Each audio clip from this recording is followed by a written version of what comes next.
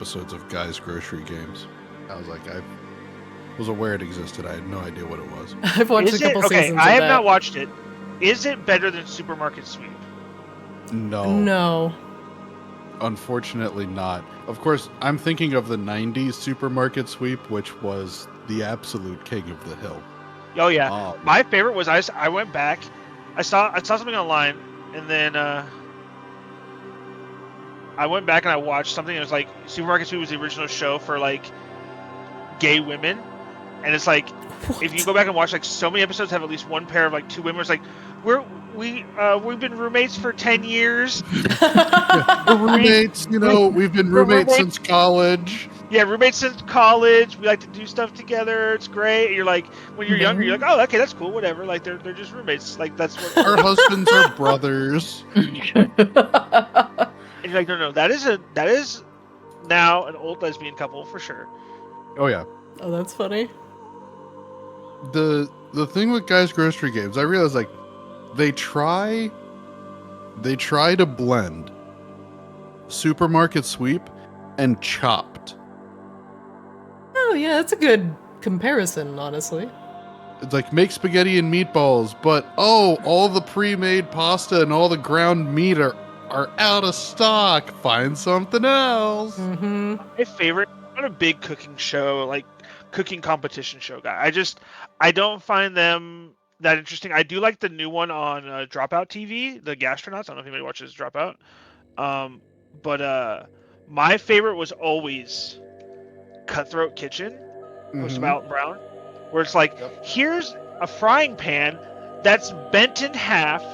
Oh, it's an egg challenge? Good luck frying eggs on this thing. And like, would you like to buy this to sabotage somebody? It was like watching people like struggle. Those were my favorite ones because it's like they came up with some really good stuff.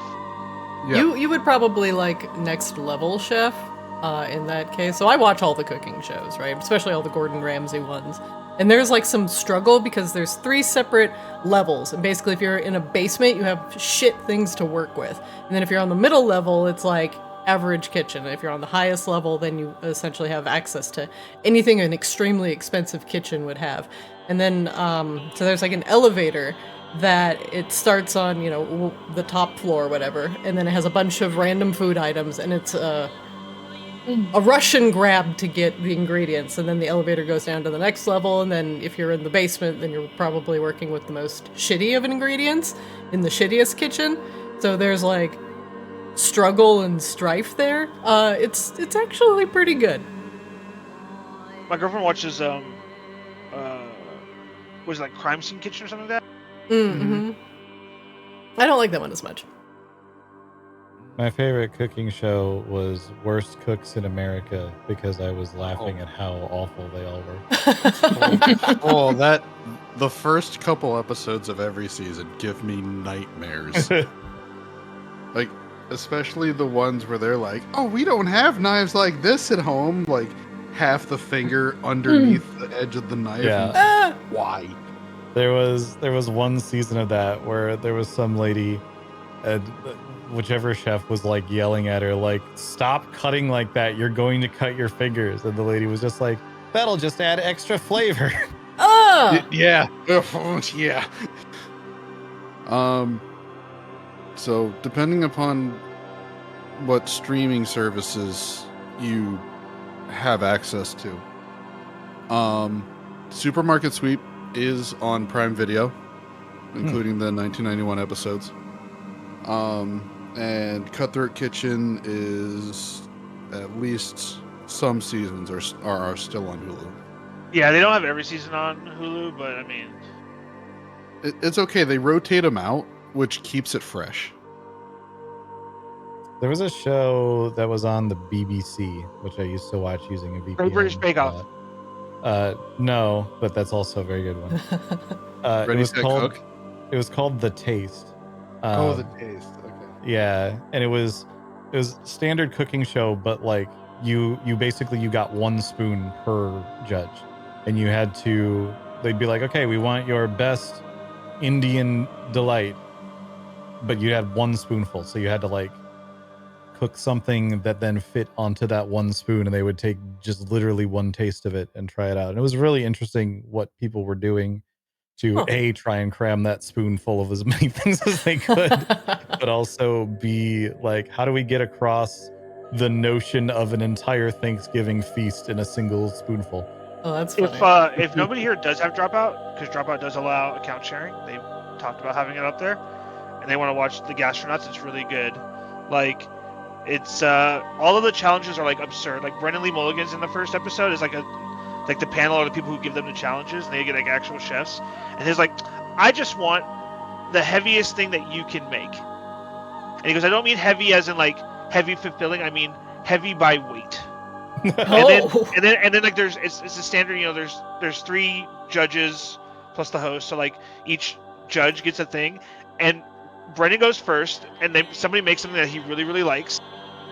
And then literally during the next judge, like while like they're cooking, he's still eating it. They're like, you can't eat that because you have to be able to eat like the next judge or the next like rounds thing. And he goes, no, I'll be able to, but I'm going to keep eating it.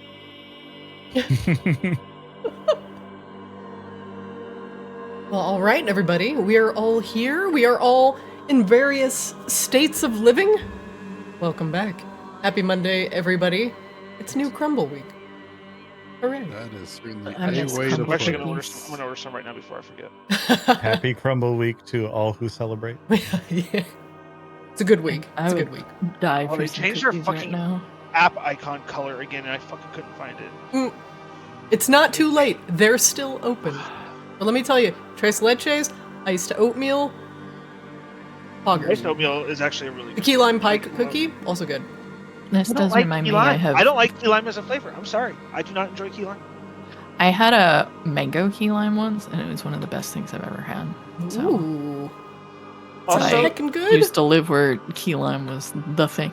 Nice. another flavor I don't enjoy, mango habanero. I don't think mango habanero is. Same. Yeah, I'm not a big fan either. I like I don't- And it's I not don't the like- heat. It's not the and heat. I like key It's lime. the flavor of it. I don't like pineapple in my salsa. Yeah, me neither. Well, I pineapple on your pizza. Also, No. definitely not. Ugh. Pineapple belongs on pizza. If you don't I like just don't pineapple like- on pizza, you are incorrect. Pineapple and tomato together, I guess. They're both fruits. They're all acid. It's too much acid. Want to know what's really funny, Cherry? Is that when I get pineapple on my pizza, I don't get tomato sauce. I get like the Parmesan See, sauce. that makes sense to me because I still owe making a pizza, pineapple pizza, and that was one of the things I was gonna do is make like a cream sauce or a white sauce. All right. Domino's and pizza, cream sauce, pineapple black olive. Okay, I'm done talking. C-Swab, you need to go have a pizza with Yanni because apparently he loves pineapple on pizza, so we cannot share pizza.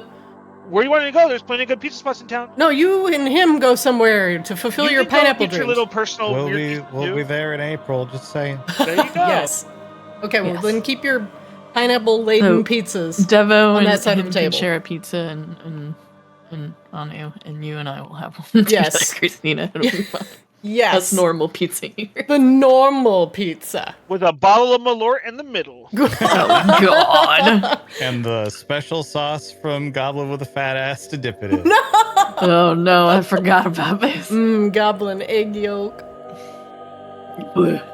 God. Oh, what have I done? What I've done! Oh, be careful with that egg yolk about getting that around pineapple. Just, careful about that. I'm not gonna humor that. Not even gonna. Oh, pineapple has an enzyme that curdles eggs. It does, yeah. It's That's disgusting. I think it's the You're same welcome. thing that makes your throat feel better, though. It works like cough medicine, natural cough medicine. Brahmas. It starts with a B. I don't remember what it's called. But Yeah, I'll go with it. It's like we can call it Brahmazine, bronzy, I don't know, something like that. I didn't come here to learn. I came here to torment my players. I got heavy into stuff that fruits, vegetables, and herbs can do for you for a long time. Okay, so no scrambled eggs with pineapple. Yeah. Noted. We'll just...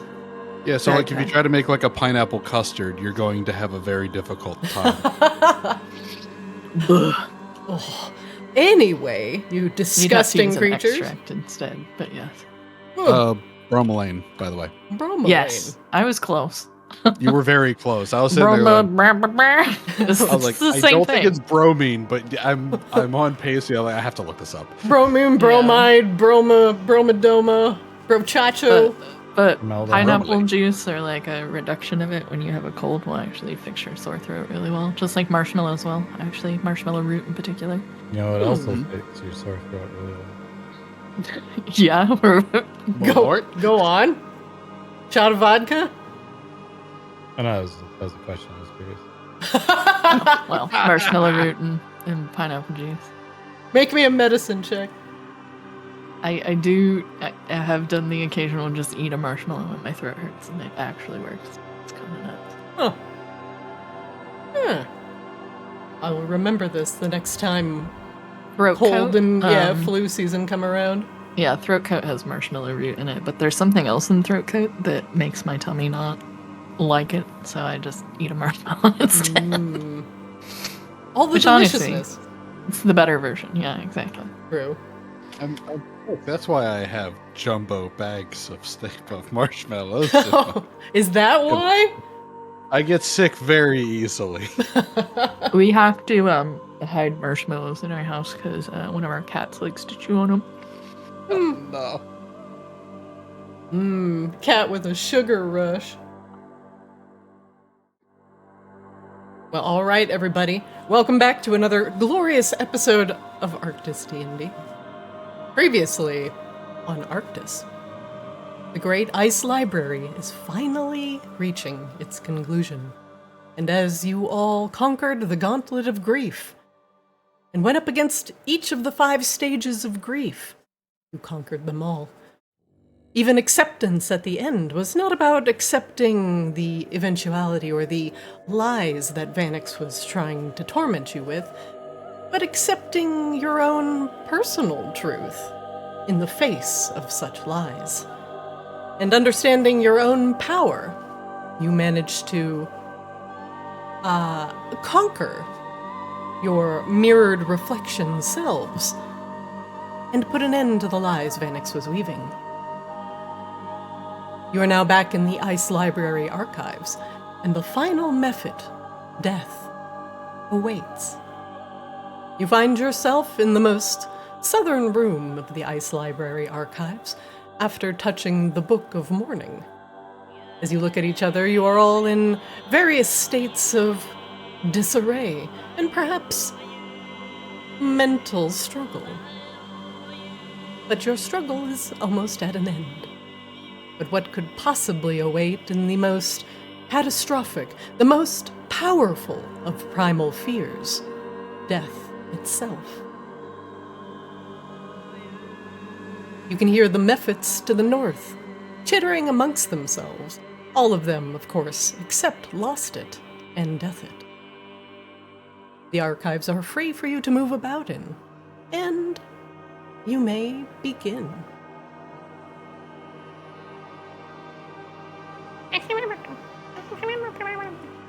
Mephit noises.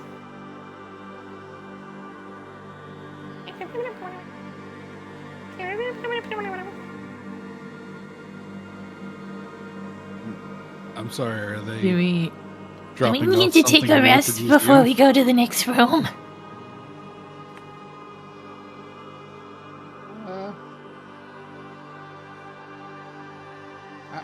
I think I'm okay if we need to move on, but if other people need to take a minute, I think that's all right.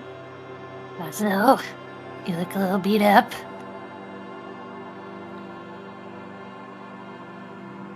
I don't feel great. I got stabbed in the face with something. I don't actually remember what happened. I think a dragon tried to eat you. Dragon tried to eat me. It's true. Kozlo got a little bit bitten on. In stage 2, anger, the Slagheart took out his rage upon poor Kozlo's face. Like a dragon squeaky toy. Well, I mean, we've only got one more left before Vanix. We might as well rest up so we're ready to go. Do we want to do a short rest and then, because we'll probably rest before Vanix, right? Yeah, I'm having a short rest. Yeah, that's fine. I am reloading real quick because my character sheet is not working and I can't tell how many spell slots I have to answer that question. Yeah, feel free. Oh yeah, my stuff is not loading either. So good. Time for our call. weekly refresh. And we'll need the hut because of the creepy lady. If we just take a short rest, that's only an hour. We're probably fine, but I can put the hut up either way.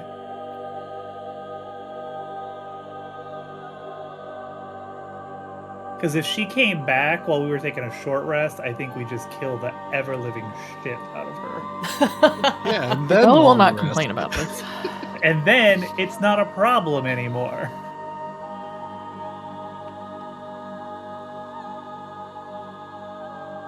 Thought about doing that the last time she showed up and Rain was on watch. It's like, do we just fight this bitch now and just get it over with?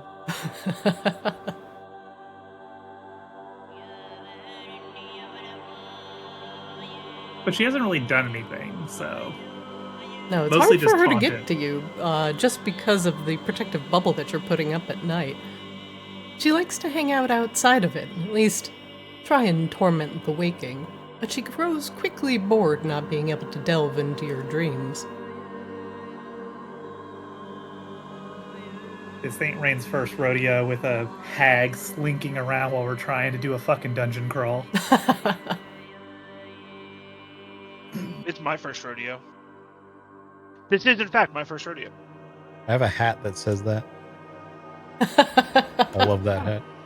That says this is my first rodeo. It says, this actually is my first rodeo. That's amazing. Amazing. Do Okay. you wear it to every rodeo you go to? I've worn it to every rodeo I have been to since acquiring this hat. Which is 0. I'm pretty sure you are correct that it is 0. Okay, I am good on spell slots actually, so I do not need a long rest. So a short rest would be Short good. rest would be good. Yeah, I think I'm pretty good on spells. I'm really good too. I mean, I would like somebody. It's not. I was a little bit more using my spells sparingly. Like, I actually just even on a short rest, I'll get all my spells back. I have only 4 spell slots worth down. All right. You'd like to take a short rest. Now would be the time. As you hear the mephits chittering in the other room, they don't seem like they're going to bother you if you do decide to take a rest in the room. The strange tome in the middle of the table is gone, just leaving you with the infinitely tall bookcases that surround you.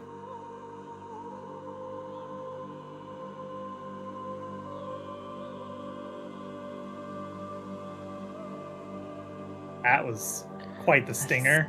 Scared me. Don't you love it when you're just sitting down, taking it easy, and then a living room wall forms right down the center of your body? And it looks like I too will have to reload, so give me just a moment. Got him. Mm-hmm. Are we gonna go for the clean sweep? Yep, probably. I am fine so far. So far. Nope. All Are of we my good to go sessions ahead got and- reset because I lost power last night. No! It's Are we alright, good to go we're ahead and do a short rest, Christina? You absolutely can. Go ahead. I hope so, because I'm already doing one.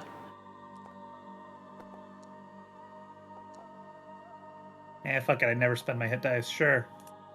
I have no purpose to my short rest. I actually saw somebody, like an Unearthed Arcana, like, homebrew spell that somebody came up with in the new 2024 that was like, it's a cantrip heal, but it spends whoever is getting healed's hit dice. I thought that was actually a really interesting concept for a cheap heal and actually making fucking hit dice valuable. That is interesting. Use these now whether you want to or not. Yeah, exactly. Yeah. It feels a little bit like life grip in WoW, you know? It's like the priest knows best. I'm going to force you to do the thing. Exactly. I wish that 14 technically has a life grip for healers. It's slightly more hilarious though. While you can only use it in combat, because, you know, some platforms will be, for some reason or another, have a hole in them at some point. If someone's not making your job easier, you can just grip them into the hole and let them die. Oh, yeah. Classic. Rain. All right. Inside Leomin's tiny hut, the usual creature comforts can be found. Bedrolls and backpacks and a light meal are all you need for a quick hour's rest. Most of you decide to take a moment to recover your hit points, dress your wounds, and have a light snack. The night hag does not show up during your short rest, and the hour passes by very quickly. Oh yeah, she was kinda desiccated the last time she was around. Is she hungry? You're not really letting her in. Well, Perhaps best left to starve. danger. This is true. Just let her in. Just let the right one in. I do remember pretty distinctly Rain was like, why don't you just leave? This is going to end badly if you stay here. So I don't feel bad at all. Maybe she took it to heart. Maybe she's actually waiting for a restful sleep.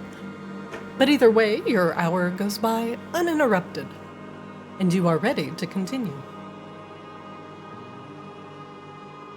Everyone just quietly seething. God, if she shows up again, I swear. I swear to God, I'm gonna murder her. Kozlo's still never encountered her at all because he's always sleeping because he always needs all of his fucking spell slots back. Also, for the warlocks, if you spent any warlock spells, remember, you get those back too. If it doesn't happen automatically on a short I rest. did, actually. I used a warlock spell for once. A non Hey! Hey, there you go. The archives are continuously filled with the chit-chattering of the gossipy mephits. They have yet to encroach upon your room and are merely waiting for you. Get out.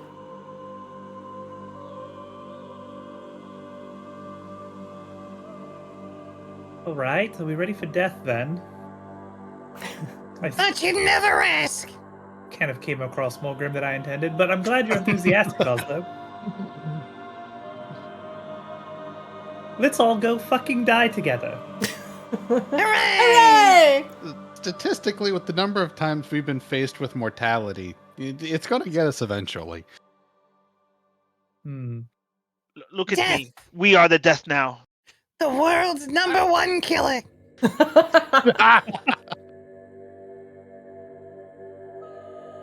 I'm going to introduce you to an entire world of clones, Wang Doodle, when we get back to Maginops. Oh, good. I could use some extra help. Did I give you a Hello. book to make golems? You can make help. Will you talk to I us don't have a now? whole lot of downtime to make any, though. Well, whose fault is that? I don't know. There was a lot of talk about needing to get to the ice library, like, Got me repeatedly. going this way. Nope, that's over here. That's over here. Okay. Well, I you get talk our to crypt us now. first. Remember, he made us break our counterclockwise stride because he's a dick. We A spent silent dick. literally like 3 months going counterclockwise through this ice library. And then he Deathit fucked was up. like, fuck you. I mean, if you want to go back to Trappet's room, we can do Trappet 2 Electric Boogaloo. Nah, Trappet's fucked. He's still in his No, book. that will make me want to seek actual death. Can you not? Deathit becomes interested. The I love mephit. this metaphor. It's like death waits for no one, yet we wait for death. Shows up. Translation. Fuck that method. Trappet, brought to you by Deathit.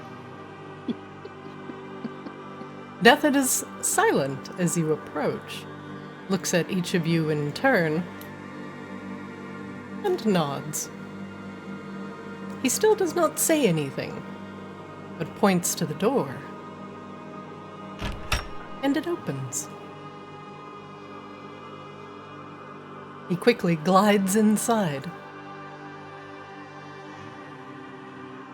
You ever think that they forget the keys to these doors and like lock themselves out? You ever Lost think they get probably drunk did and that. like lock themselves in? Can mephits get drunk? Yes, but only on Malloy. Oslo and Oh, Corbella, because no. you are the last two to enter the room, you notice that as you all enter the room of Deathit, the rest of the chattering mephits in the center room go quiet.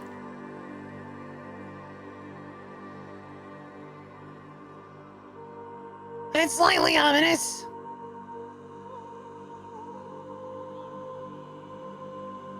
You hear the They do flapping that of every wings time you leave the room? as the mephits all file in one by one. Violet takes a spot in the right side of the room, Darket taking the west side. Mornet flying in, but taking up the southern side. Rapid, too, in between Violet and Mornet. Disasted. Two enters on quiet wings. And last, Wait, how did traffic get back here? Yeah, Lost Lost is it's the one. only lost one. Oh, it was lost it. It was Lost It. Lost It's the dick. Each of the mephits, in turn, seem to be saying something quietly under their breath. And if you listen very, very closely, they're just saying, death, death.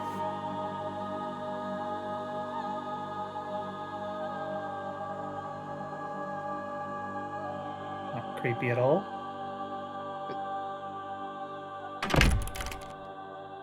The door slams shut behind you with an unseen hand, and you can hear the lock snap neatly in place. Without saying anything, Deathit glances from whoever is closest to the book, Rain, down at the book, and back up at Rain. Okay, he's gonna really stick to his Speak No Evil brand, I think. Ah, yes. The final chapter. The death of Arctis. Here, instead of with the other books, the words seem to be writing themselves as you read them. It makes it a little bit awkward to read it quickly. But you can make out the words easy enough by giving it a slight pause as you're reading. A dark shadow clings to the icy heart of Arctis, suffocating his ancient mind with agony and despair. Racked by the endless corruption of the slow, Arctis remains weak and fragmented, a once majestic cosmic entity reduced to a tortured husk. In this bleak moment, Vanix, the dragon of nightmare, descends like a plague, feeding on Arctis's pain and twisting it into raw, endless terror. Vanix's ambition knows no bounds. With Arctis crippled, he seeks to use him to pry open the many-headed mind of Tiamat herself, either by feeding Arctis to her hunger, or by spawning nightmares so potent they will shatter her infernal armies. Yet, there is a barrier he cannot breach. The gateway to the Nine Hells, sealed by ancient knowledge hidden deep within Arctis's fading mind, and the walls between the planes that reinforce order within the cosmos. The dragon waits in sadistic patience, whispering venomous lies into the endless library of mortal history.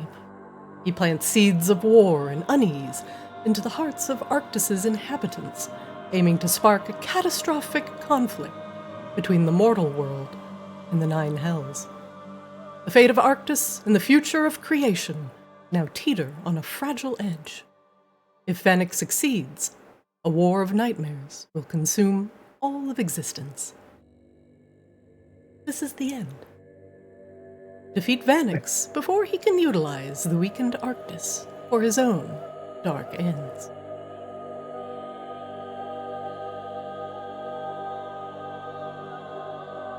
Each of the mephits, except for Death, begin to glow slightly, mimicking the color of the crystals that you have picked up from the other books along your journeys. Use the crystals. Destroy Vanix. And you shall become the greatest nightmare of all. The nightmare of nightmares. You will not take his place, of course, of course. You will just put an end to him, put an end to his meddling. And perhaps free us?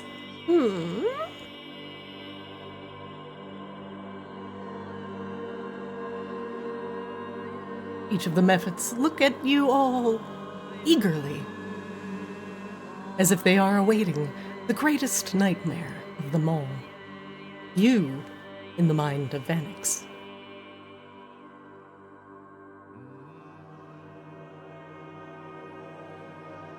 Well, apparently this is actually it. So, does anybody need to do any preparation beforehand? Nope, everybody's good, feeling great. If nobody feels good, I can write up a last will and testament real quick. Hold that thought.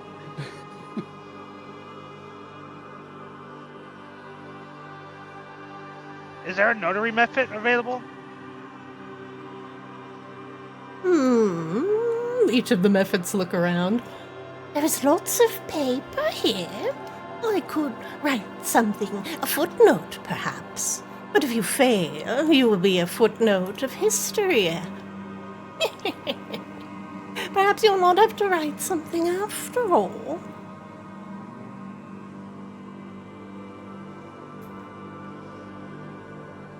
There's no notary?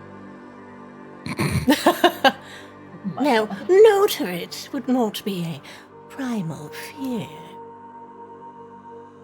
Then you've never sat through divorce proceedings? Less a primal fear, more of a mild anxiety, I believe. Anxiety could not make it. Alright, well then looks like we're going in. Alright. Goodbye. And good luck. Rain, do you touch the book? Rayan will glance at everybody in turn to confirm that they're ready. And yeah. I think so. Just Why are my artificers waffling? Calls the Wangdoodle, you good? I need confirmation, verbal confirmation. Yeah, I was just checking for those essences that we got. I got 2 of them.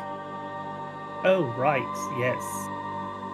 Yeah, I was checking that. I was checking my manuals, but also just he picks up his wand of the War Mage and gives it a quick little shake and looks at how many of the 10 glowing dots are left to see how many uses he has in his wand.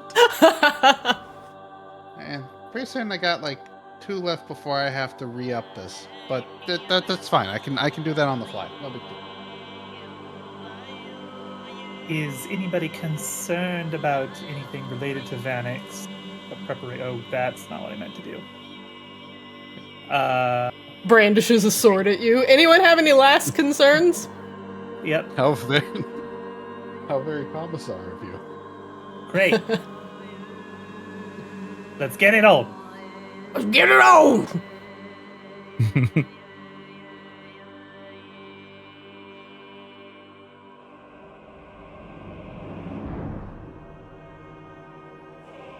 Oh, he's so pretty.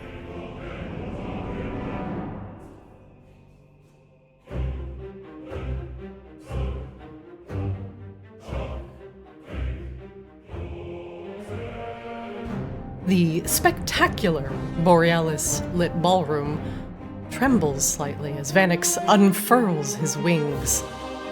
A rippling tapestry of shadows and twilight. Jesus, music. Tone it down a little bit. Is this a Final Fantasy XIV trailer, Christina? I was gonna say this is definitely final boss stuff. No, you set this up. We're sticking with it. Where are the Astians? Vanix's What do eyes. you mean? We're looking at it. Oh shit. Oh my god. Vanix's eyes.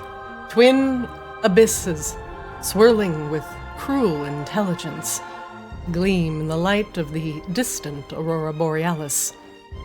His voice rumbles through the chamber, deep and mocking, reverberating through both the physical world and the recesses of your mind. Ah, the brave, foolish mortals who have bled and suffered for this withered husk of a dragon. You come seeking answers, retribution, perhaps even salvation. How quaint. I suppose I owe you some gratitude. You've entertained me, as many adventurers have done in the past. Now, it is time I educate you on the truth that has gnawed at your feeble minds. Arctis, once a mighty preserver, keeper of memories, guardian of this frost-bitten land. What is he now? Nothing more than a broken remnant, riddled with corruption, shackled by torment. The slow gnaws at his mind and being like a parasite, birthing nightmares far more potent than dreams could ever be. Arctis is no longer a being to be revered. He is prey on the brink of death. And I am his inevitable predator. You can see the dragon's maw curl into a sadistic grin. You've fought the horrors born of the slow, thinking yourselves valiant heroes staving off madness, and fight so desperately against death. And did you ever wonder why the nightmares never cease? Why your deepest fears were never held, even in your most triumphant of moments? The answer is simple. I nurtured them. I fed the slow's corruption until it bloomed into an exquisite garden of terror. Arctis's agony is the richest soil in all of creation. He begins to pace the ballroom, and you can see his claws digging and scratching into the marble floor underfoot. Why, even Narcissa Soulblight. What a delightful tool, was she not? I whispered false visions into her dreams, painted her icy, peaceful world into lies. I showed her a twisted path where the fear of Arctis traversing the plains to escape Tiamat's hunger would destroy all she held dear. And she was all too eager to bathe in the blood of others, to amass a desperate vestige of power in order to topple Arctis's last line of defense, the Ascended. Fool, she thought she was saving her people, and all she did was shatter her own reputation and get herself imprisoned by idealistic fools. A pity. He flares his wings, and it blots out momentarily the faint glow of the ballroom's aurora. The slow's truly been a blessing, don't you think? Ending an entire line of Arboreans, produced such a rich harvest of nightmares from their closest allies, as Cosmos soaring raven folk. Some even began to change their material forms. Those that did not change entirely were consumed by grief and still changed nonetheless. Grief can truly change a mortal, don't you think? But I see that you have steeled your mind against it, as well as the other primal fears. Brave, but it will not be enough.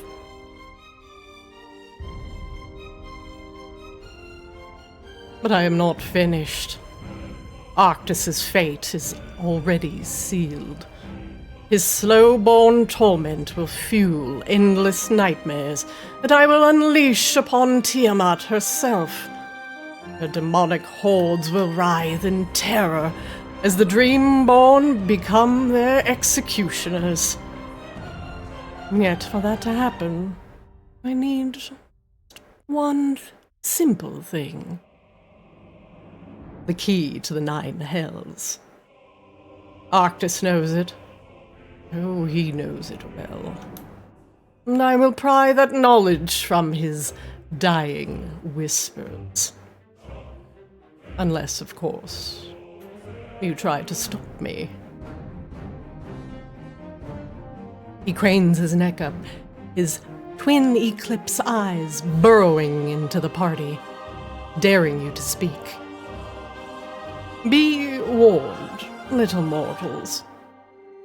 Stand against me, and I shall unravel your minds until your deepest fears become eternal truths. Perhaps you will surprise me. Perhaps your nightmares of failing Arctis, failing your friends, your lovers, your family, will amuse me before I drown this world in despair.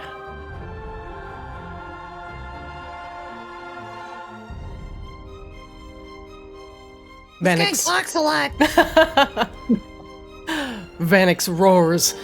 It echoes through the chamber, causing the windows to quake and rumble. Arctis says nothing, surrounded by nightmarish energy. His eyes open in just the tiniest of slits. He does not have enough strength to turn around to speak to you. As the nightmarish energy pours through him like veins, only a small whimper echoes throughout the great cosmic dragon's body. What do you do? We're gonna have to kill this guy.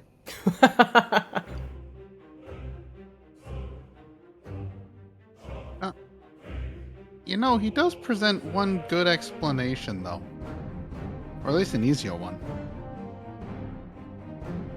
Right, that constant fear that your success wasn't actually worth anything and that you're still kind of worthless and all that anxiety, it's not because of our own designs and our own, social identities and implications thereof. No, it's all this guy.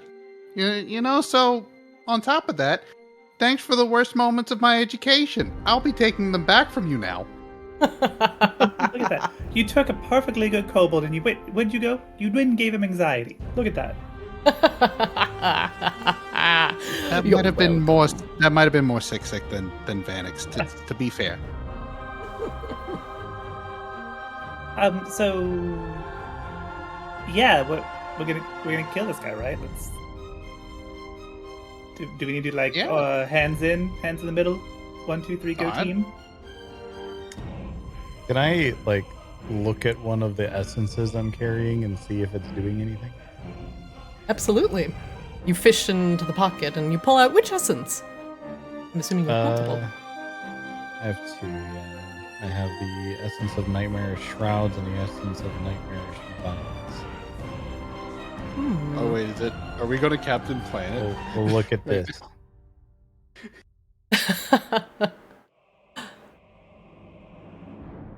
As you pull out the essence of Nightmarish Shrouds and look down at it, it almost looks like your hand is engulfed in Vanta black.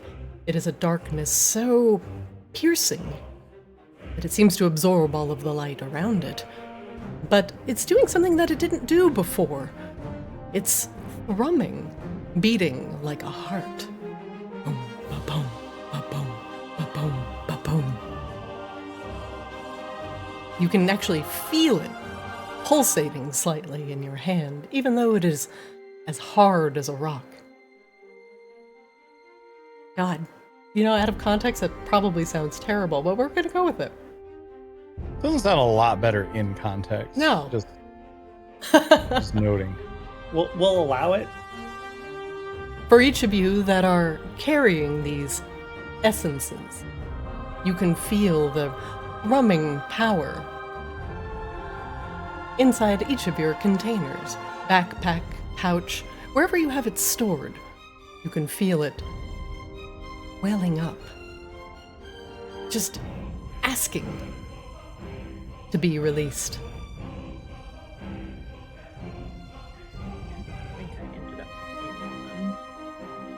I have 2.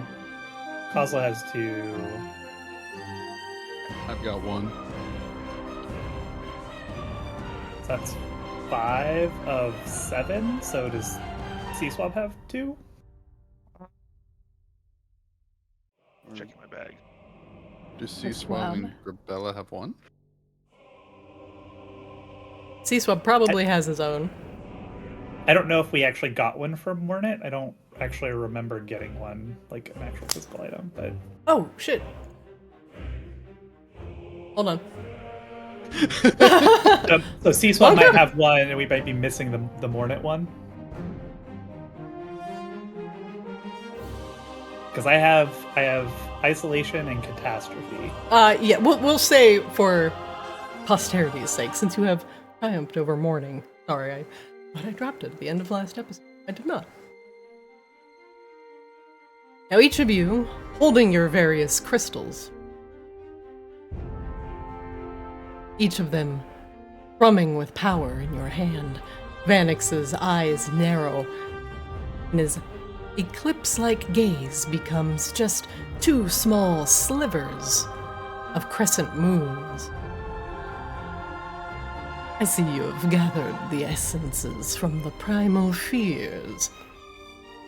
It will not be enough. I have lived in the minds of mortals for an eternity, an eternity's eternity. Negating the power of the primal fears will not be enough to put an end to me.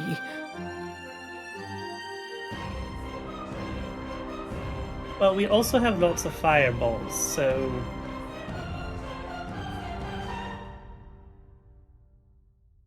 Guess we'll find out. Come then, try your luck. You can feel as Vanix says that the essences begin to pulse faster. Ba-bum, ba-bum, ba-bum, ba-bum, ba-bum, ba-bum. I think I better go ahead and get this guy out. I will summon my cannon. Cannon time? Artificers, summon your cannons.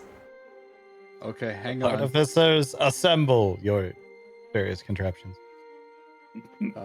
This is gonna cost me some spells. This is fine.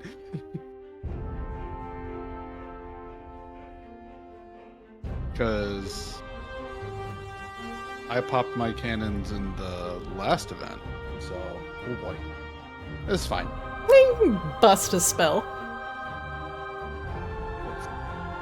You just might I have think to. I need to spend a spell slot for mine too. Now I think about it.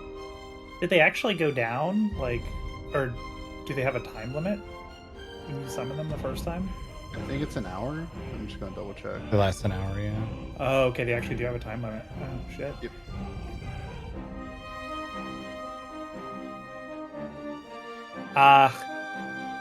The glowing boobs of artificery.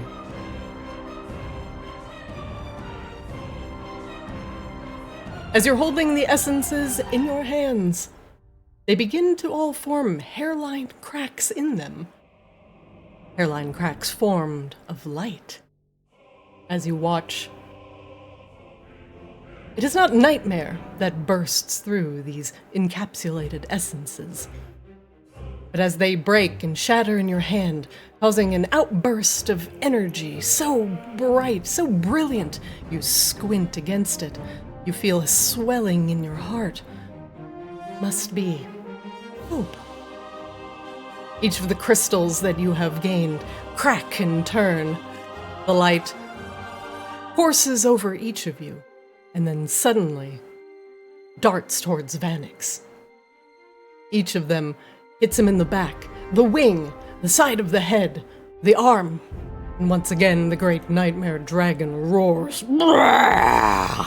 The chamber shakes, and Vanix looks perhaps a little less brilliant, a little more dim, as you have conquered all of the primal fears. There is no more fear in your hearts, no anxiety, no unsurety. It is not the nagging voice of your mother in the back of your mind, the constant chiding of your father.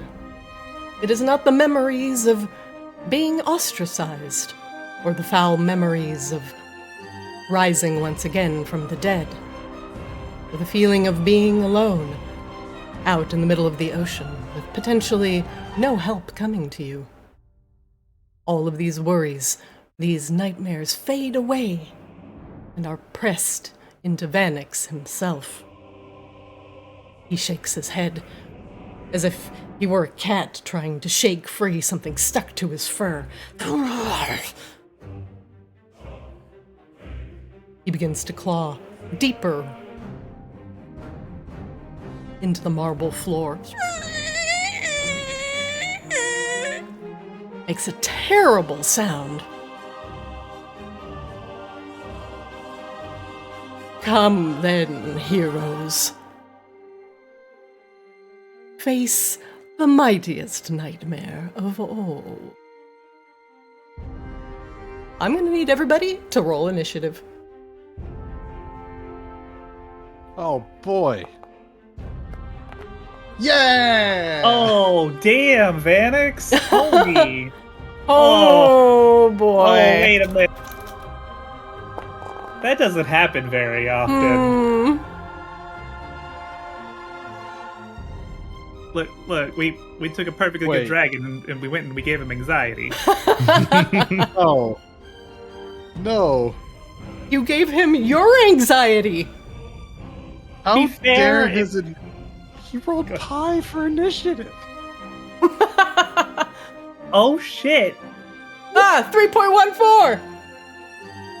Oh. That's not very That's- good, Vanix.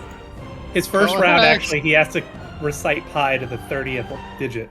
Oh, God, three. While eating pie. 3.1415928336. I think that's as far as I can go. 86. Actually pretty impressive. 309. As Vanix begins to claw the floor of the grand ballroom, the first action taken will be a lair action. One moment, please. Hopefully it's Arctis's lair, so like it's actually got to be good for us, right? Right? Yeah, definitely. Yeah, right? I don't see any way that this could possibly go wrong. Yeah, everybody how gets hard plus could 50 it be? temp HP. Yay! Thanks, Arctis. Yay! What a G. Hooray! What a homie. Hooray. Guess what? Every action, including movement, now comes with a roll on the wild magic table. No, we've already played that encounter. I like that encounter. I like that encounter. 3 times. It killed Sea Swab last time. I enjoyed that encounter. I don't care what anyone says. Your You head almost blew up. died, yeah. You almost got really deaded. But it was fun. Of course you really enjoyed that encounter because you couldn't remember it as your brains were splattered across the ground. It's the best encounter because everything is literally a 50-50. Wow. Either happens or it doesn't. Exactly. I guess the corollary though to that is also the encounter that you literally all turn Azrael into a god. So, True. you know. Vanix lifts his great head and roars into the chamber. Drown in the darkness of the nightmare. And he's gonna put down a little ability. I gotta have to zoom out really far. He's so far away. Christina and making gigantic boss battle maps. Name a more iconic duo. Peanut butter and jelly. The void briefly overlaps the dragon's lair in a 20-foot radius sphere of darkness, punctuated by deep blue streaks and pinpoints of light. Sphere is centered on a point the dragon can see within 120 feet. The area spreads around corners, is heavily obscured, and contains no air. Each creature in the sphere, when it appears, must make a DC 15 con save, taking some cold damage on a failed save, half as much on a successful one. Cannon fails, Wangdoodle fails, Kozlo fails. I got a 17 is what I'm saying for my roll.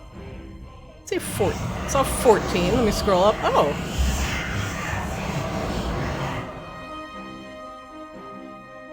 Is this a magic effect, Christina? It is. Alright, I need to roll another time for advantage. The line entry for Wangdoodle says 17, but his thing says, yeah. the thing on the void sphere says 14. That's Yeah. super weird. That is weird. Okay, he definitely saved with a 17, so he'll take half damage. Let me just take a look. 81 minus 7. Okay, that did do half damage. Looks good. So the cannon. Both cannons.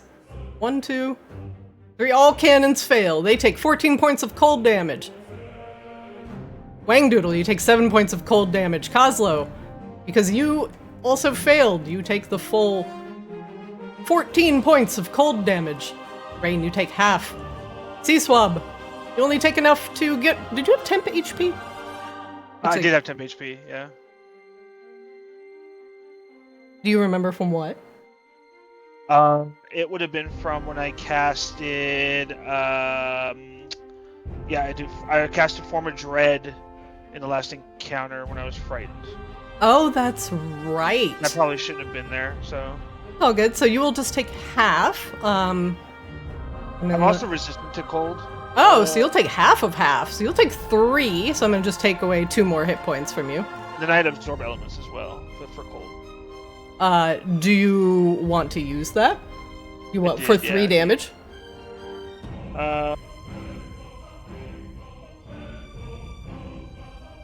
That's up to you. If you do that, you will take no damage instead of 3 damage. Yeah, I would do that because I'd rather take none, because that 3 can be all damage. Okay. We'll undo that. Go ahead and take away your temp HP for me, please.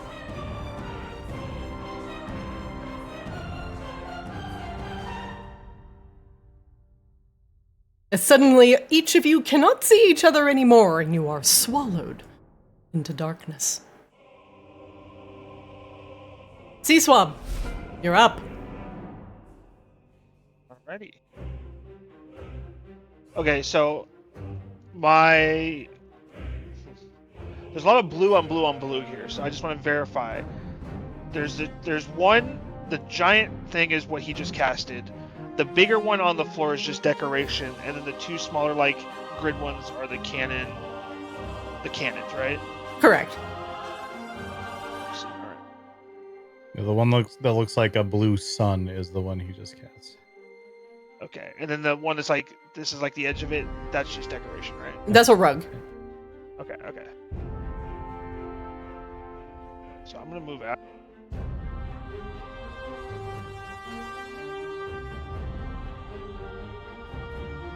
And then I'm gonna cast Chomping.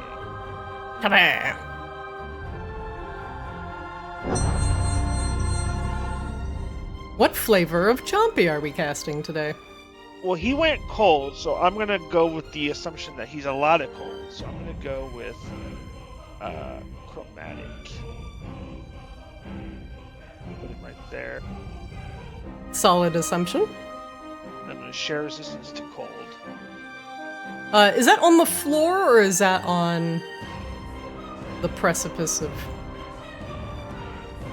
Because you are about 10, 15 feet up from the floor. There are stairs that go down on either side of the room. Sorry, I'm gonna put him not on the floor, but like on the there you go. Okay. And then Sea Swab will. I guess a little inside. Never mind. What would you like to know? Let's just do HP for now. We'll play it safe. Okay, a little HP. I'll make it easier for Cosmo when he insight checks. That will end Sea Swap's turn. Okay. Give me one moment while I put on a appropriate banger.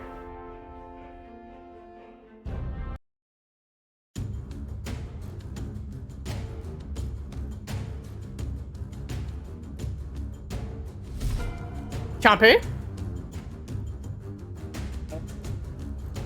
Chompy is gonna move. Chompy can fly. Oh, He can. Chompy will fly down. He can just fucking fly off that edge. Whee! I'm just gonna fly. He's gonna wait right here for now. I'm just gonna position for now. Okay. Wang Doodle, you're up. Oh no, I'm not used to going this early in the rotation. Okay. So aside from the cold, any lingering effects that I should be worried about? You cannot see while you are in this terrible void sphere. If you end your turn in the sphere, you will take additional cold damage. Well, in that case, I'm just gonna shimmy out. Am I outside of it, or do I have to be fully out? I don't know which circle is my circle or which circle is your circle. I'm zooming. Looks like that is good. It's like, because it's on the grid, it's like 3 wide. Here, so like 1. Oh, it's 4 wide. So you're actually still in. Just looking at the other one. So you would have to move here or here in order to get out of it. Or here. That's also fine. We'll go here. All right. I am going to instruct cannons to make minor adjustments. They don't have to see. I do. So we're going to do shimmy here. Yeah. Put me back in range.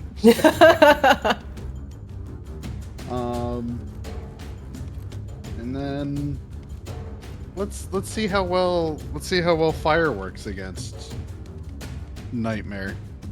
Because, you know, they like it when it's dark and you're alone and scared. He's not alone! Vanix is 110 feet away from you. That's perfectly acceptable. Don't mind me. Uh-oh! Fireball radius! Oh, I forgot to add something. Whoops, Daisy.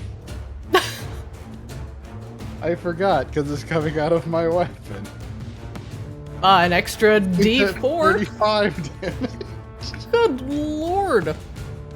Wang Doodles, you let the fireball rip. It tears across the ballroom and slams into Vanix. Whatever nightmare shield is surrounding Arctis prevents him from being damaged, thankfully, from the fireball. But Vanix takes the brunt of it. He succeeds on his dex save and takes half damage. He will also take half from that, so I'll do an additional 2. As the smoke clears, unfortunately, Vanix is still there. His scales only minorly charred. Okay, second volley. Let's see. Where are we? This one, that, he's still targeted? Yeah. He's 110? That's still in range.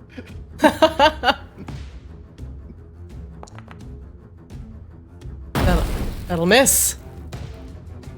My God. Hold on. Gotta make sure I'm selecting my cannon. Yeah, out of the pile of cannons. It's too dark. I'm reaching around. I'm groping someone's cannon. Oh my. Oh my god. Giving new meaning to the term hand cannon. Vanix will use an ability. He will use Void Twist. He is hit by the Force Blast. However, when the dragon is hit by a ranged attack, it create a small rift in space to increase its AC by 5 against that attack. His AC is now 27 against that Force Blast. If the attack misses because of the increase, the dragon can choose a creature within 30 feet to become the new target for that attack. He uses the original attack roll to determine if the attack hits the new target. Okay.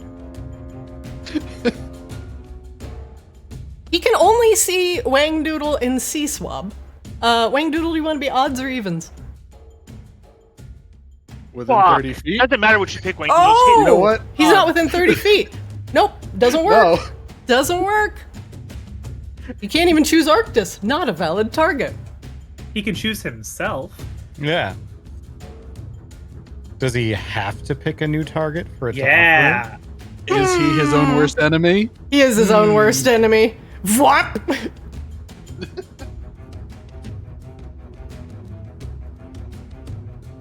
Alright, give me damage on that Force Blast.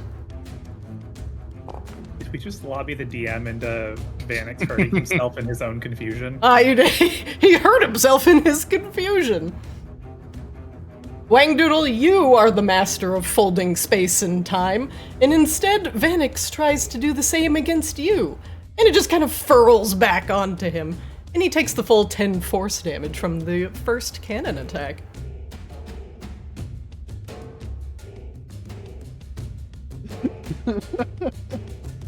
Also, or excuse me, that was the second cannon attack. Wang Doodle, does that end your round?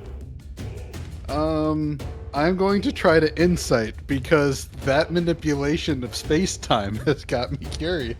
Oh, okay, alright. Let's try and see what Vanix can do. Go ahead. Oh, shit. What would you like to know?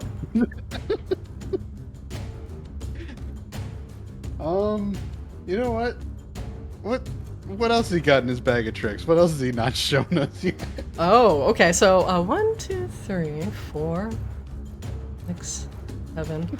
Roll me a 1d7. Just slash roll 1d7. You got it. A 7. Yeah. You can get to see one of his lair actions. You've already seen the Void Sphere. He also has the ability. Let me link this in chat real quick.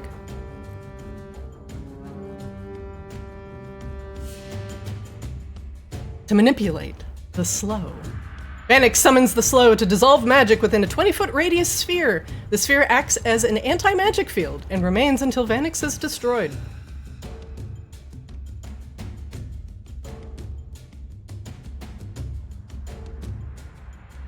That leads to some very interesting questions. Okay, I'm going to think on this. We're thinking, and that'll be my turn.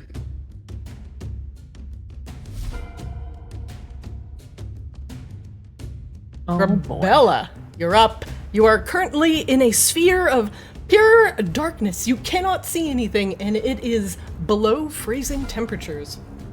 Oh, I did not mean to pass on my turn. Back to you. Yeah. No. How do you always find features that we didn't even know were like a function? I'm really good at it, okay? Bella tries to pickpocket Vanix. How did you know what I was gonna do next? I unbound that keybind and it's still happening. Rebel's like, I'm gonna press a random button on the keyboard, and here we go. It's pickpocket. Where's my rage button? There it is. Despite all my rage, I'm still Having persistent rage is really the best thing to ever. Yeah, I don't have that's to so worry good about now that you're getting hit 15. and shit. Mm-hmm. Oh, do you like not drop it if you don't? Unless I go unconscious, so. Which doesn't happen all right. Because you're immune to magical sleep from being a reborn. It's awesome. I think think Grabella's gonna double move because she has to like get all up on shit. So, I was gonna say.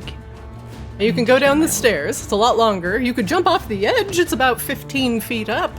A good solid athletics check and a hero landing would prevent you from taking damage.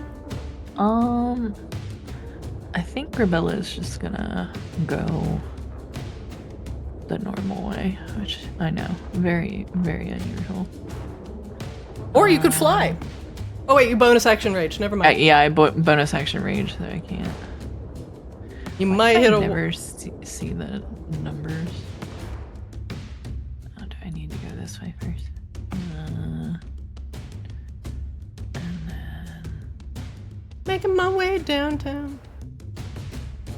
And then I think I can go. I always have such a hard time seeing the measuring thing. 50, 60, so right there.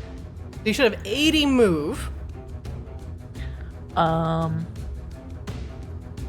Is it 80? I thought it was 60. That's your fly speed. I turn on my wings, it says 120, so I think something is broken. I'm hovering over your movement and it says 60 feet. Well, your base speed is 40 walk, 60 fly. And if you decide to double move, then you'd have 80 walk or 120 fly. But since you don't have your wings out, like you'd have 80. Alright, I'll say it's like there, I think. Did I guess correctly? What did it say? Let's see, we'll go 45 to here, and then from there to there, that's another 40, so it's 85, so back one. What? There you go. Alright, and that will end my turn. Kozlo, you're up. It's freezing in that sphere. Alright.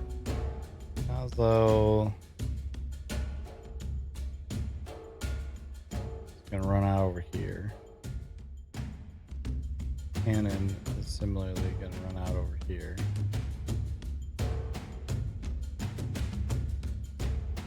I'm going to begin by...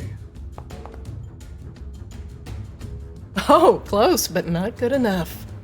failing an insight roll. Classic. How far away actually is he? So you are currently 105 feet from Vanix. Okay.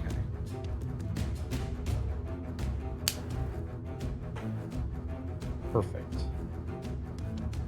We'll begin with the cannon, which can absolutely force blast from here.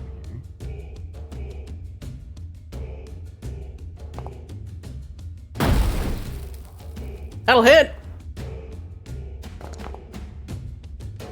The arcing sphere of force energy goes across Arctis and over to Vanix, slamming him in the head, causing him to rear back slightly. He takes the full 14 points of force damage to the dome.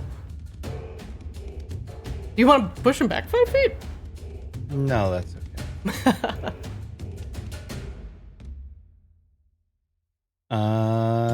We're just gonna, for now, follow up with a firebolt on him. I want to get him burning, and also find out if fire works on him.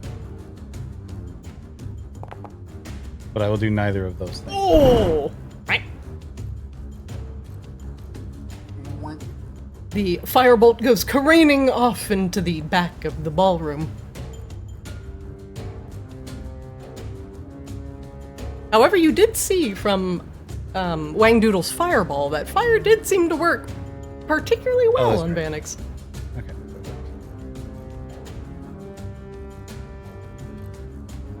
Well, I think that's all I can do. Alright, Kozlo, at the end of your round, Vanix will take a legendary action and he will move. He will move his fly speed over to the base of the stairs. Back.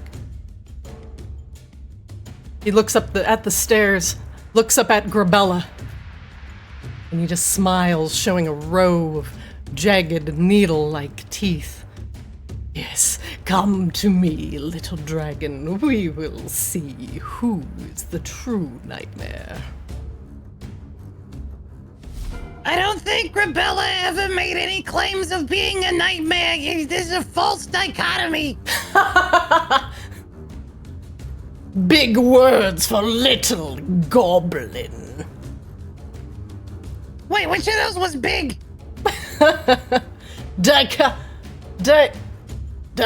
Whatever. Right. Yeah, that's what they all say. I got a big dichotomy. Whoa! Rain, you're up. Amazing. Rain is going to activate her Crown of Stars.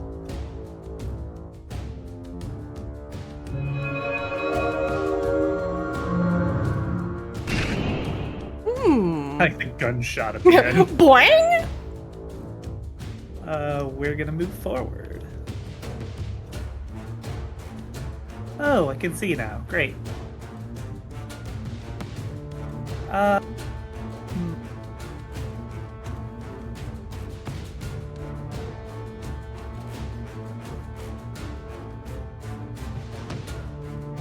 We will go ahead and activate Blade Song with our bonus action.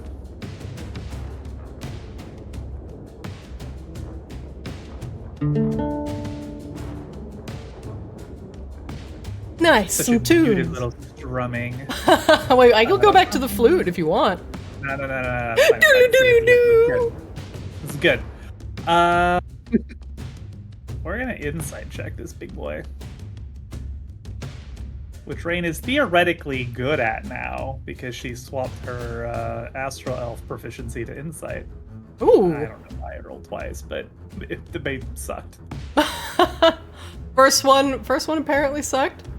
Yeah. Right. You do not divine any information. We have a brand to maintain despite game mechanics. It doesn't matter. See, that was 20 feet. Another 20. Can Rain make like an acrobatics check off of this balcony? Sure. If you succeed and do a little tumble as you land, you will not take any damage. We have advantage on acrobatics. That's good enough, Rain. You can jump off of the balcony. Hey, yeah. Ah, duck and roll. And we'll go to here. That's about as much as we can go.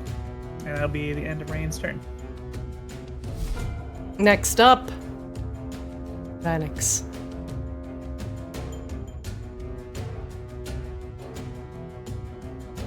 Vanix is thinking.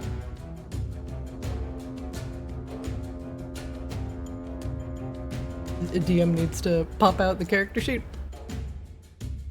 Okay, Grabella, you are 55 feet away. Seaswab's 100. Wangdoodle 100. Everybody... Okay, everybody's out of the Orb of Death as well. In traditional nightmare fashion, Vanix lift his head and utter a sorrowful wail that echoes throughout the ballroom. He tries to put the fear of dragonkind into each of you with his frightful presence. Each creature of the dragon's choice that is within 120 feet of the dragon and aware of it must succeed on a DC 19 saving throw. Go ahead and make me some DC 19 saves. Hooray! Rain, I believe you are immune to being frightened. Yes. Everybody within 30 feet, which I think is just Chompy, gets advantage on the roll. Seaswab, roll again for Chompy. What was it? A DC what? It's a wisdom It's a save. Wisdom save. With advantage.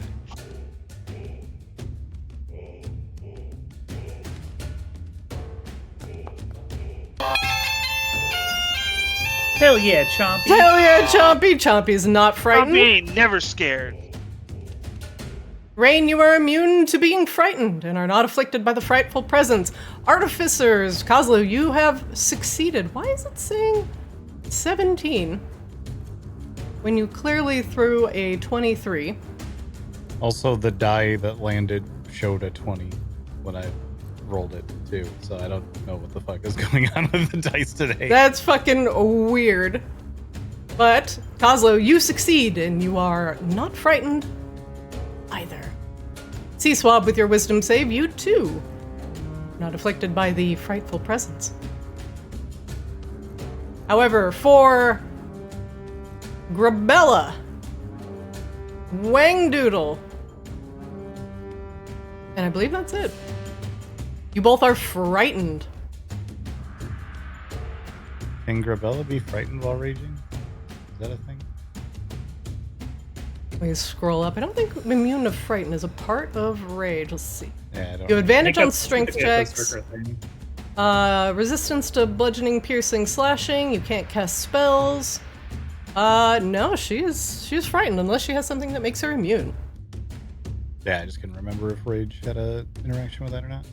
The frightened creature will have disadvantage on Yeah, ability I checks and think so. attack rolls when the source of its fear is within line of sight. You cannot willingly move closer to the source of your fear.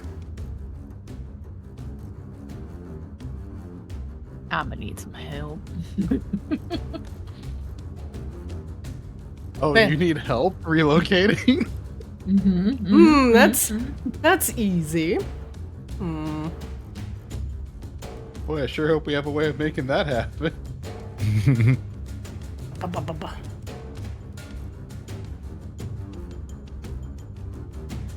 Vanix, with a couple powerful flaps, makes his way up onto the banister and perches on it like some sort of nightmarish bird. Bella, you look up into the abyss-like eyes of Vanix, which are gazing back at you with hunger. Ah, Grabella. It is good to see you again. But you probably don't remember. How unfortunate. Nope. Let me remind you why I distinctly recall the sound of your screams. He will. Oh God, not all of you.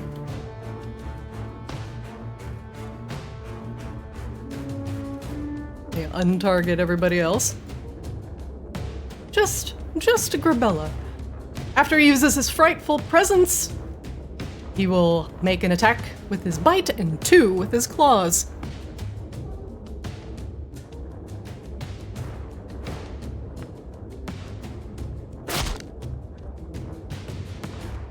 He opens his fanged maw and brings it down upon Grabella's shoulder.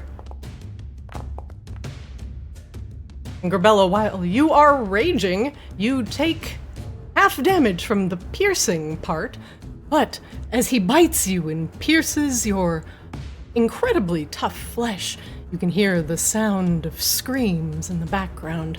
It sounds like women and children. It echoes through your head like some sort of psychic burst. Don't worry, I'm not putting those in there. Those are your own memories coming back to haunt you.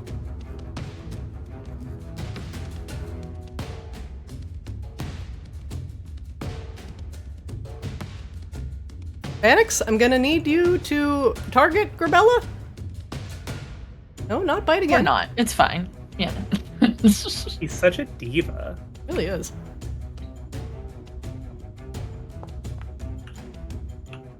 Vanix is like, I just want to go back to my trailer. He swipes at Grabella with a claw, but this is a glancing blow, and it doesn't come with the additional screams that echo through your head. Luckily, it's just blood.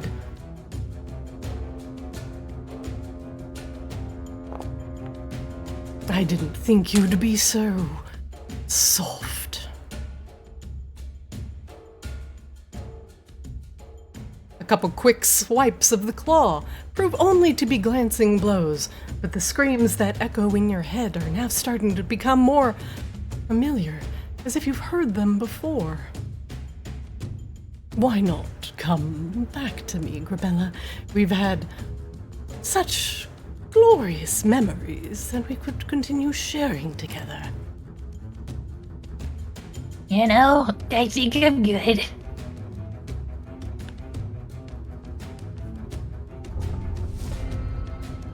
At the top of the round, a layer action occurs. Do not think that I've forgotten about you, little wizard. He looks over at Rain. Why not have a taste of what you've come so far to put an end to? As I summon up your nightmare, the slow itself. Oh no, please don't put it in this particular location. This exact location, conspicuously chosen to be away from everything else. Bang! Oh no. Vanix summons the slow to dissolve magic within a 20-foot radius sphere. The sphere acts as an anti-magic field and remains until Vanix is destroyed. Rain, for an anti-magic field, that invisible sphere of anti-magic surrounds you. Spells and other magical effects, except those created by an artifact or a deity, are suppressed in the sphere and cannot protrude into it. A slot expended to cast a suppressed spell is consumed. While an effect is suppressed, it does not function, but the time it spends suppressed counts against its duration. So, basically no magic works within here. Your Crown of Stars, for example, while you are in the field, will not function. Your magical items are also suppressed. You cannot magically teleport while you are within an anti-magic field. Question. Does Mana Flow count as an artifact? Not that it really super matters. No, she's not an artifact. Okay.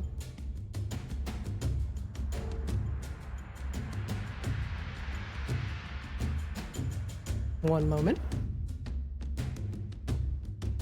Rain puts on a very dramatic performance of choking and dying. No.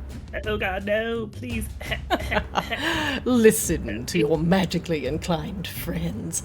They cannot handle the slow, weaponized. C-Swab, you're up. C-Swab is going to stand.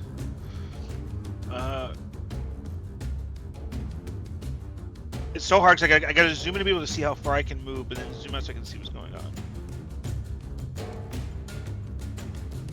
So he's going to move over here.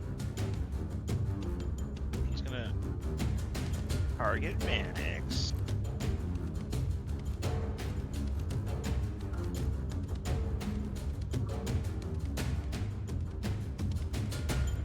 Villain is right there.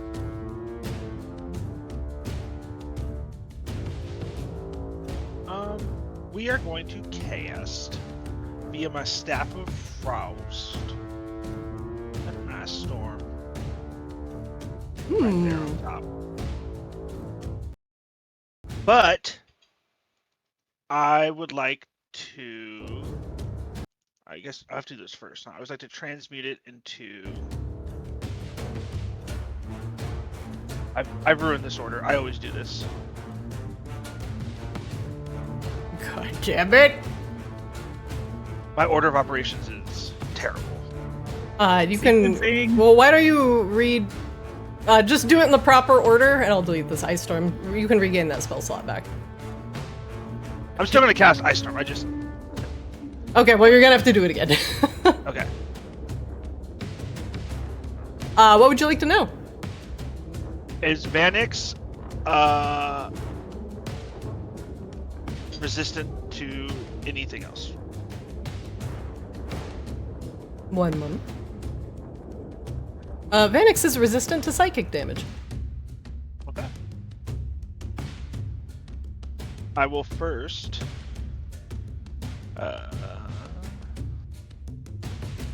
transmute my spell.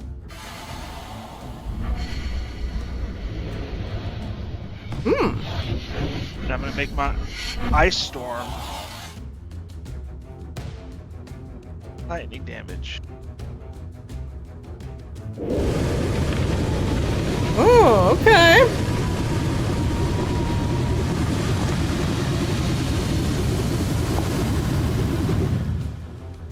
Localized lightning storm.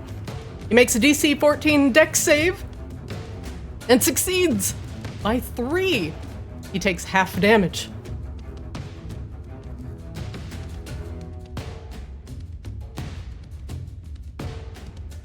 That will end C-Swap's turn. Chompy. Chompy is going to. Oh, yeah, I don't want to move. I don't want to move through the slow. If you move through that field, Chompy will disappear. Yes, okay. So don't want to do that.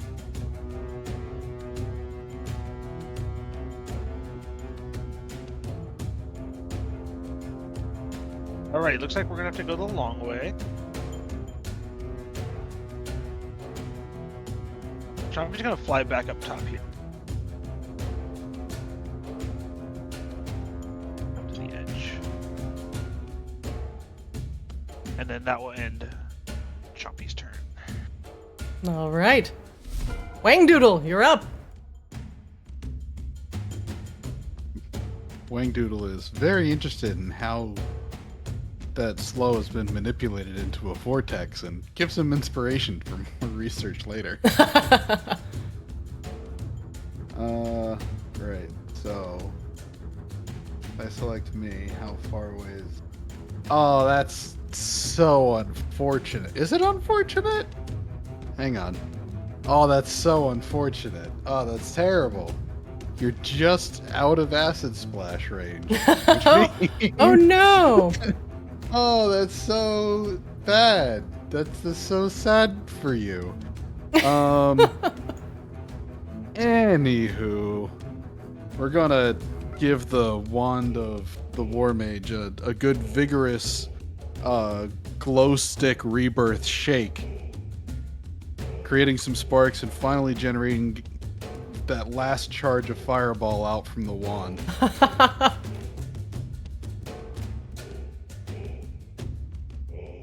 Which, oh, that's just terrible. I'm gonna remember to do it correctly this time.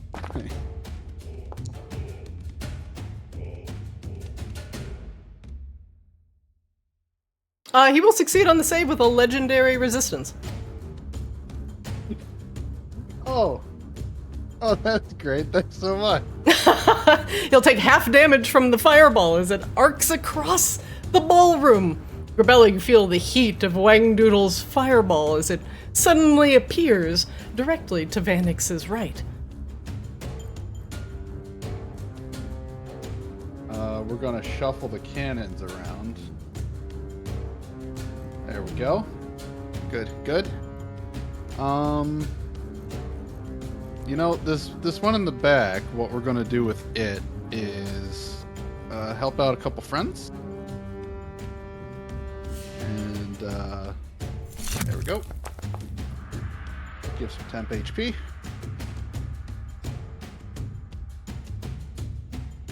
Oh yeah, looks good. Everybody in that... You doing okay up there? Yeah, you all gain 11 temporary HP. C-Swap, you doing okay? You need some defense, or are we good on offense?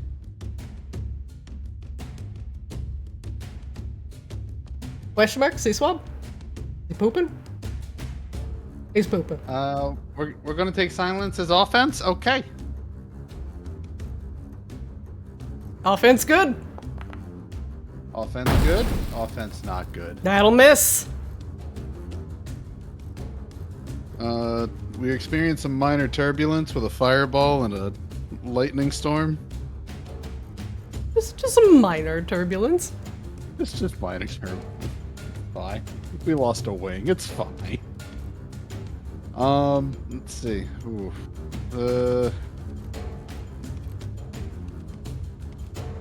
You know what?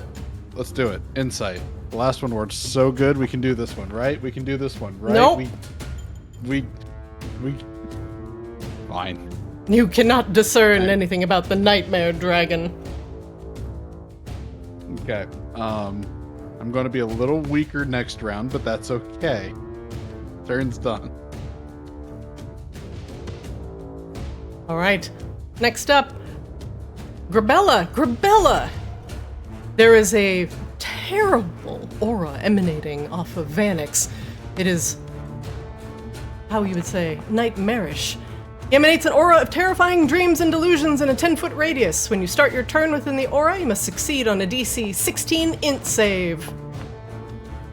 Nope. Oh. Grabella, you are subjected to terrifying hallucinations. Oh, sorry, I made Wangdoodle roll for that for... No. Oh, it was the end of turn DC 19 wisdom save. Looks like you rolled a 4, Wangdoodle. You're still afraid of him. I hadn't rolled a thing yet, actually. Looks like it automatically did it for you. Apologies. Okay. That's fine. I mean, I'll take the 4. It was better than what I rolled. Yeah, seems good. Grabella, the screams in your head become louder and impossible to ignore. They've now manifested into terrifying hallucinations. On a failure, the creature takes 3d6 psychic damage, as you took 15 psychic damage, and you are paralyzed for 1 round. You can repeat this save at the end of each of your turns. Bella, you are currently considered paralyzed. Help! 1 second.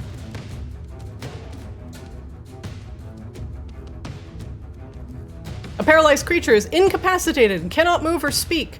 The creature automatically fails strength and dex saving throws. Attack rolls against the creature have advantage. Any attack that hits the creature is a crit, if they're within 5 feet of you.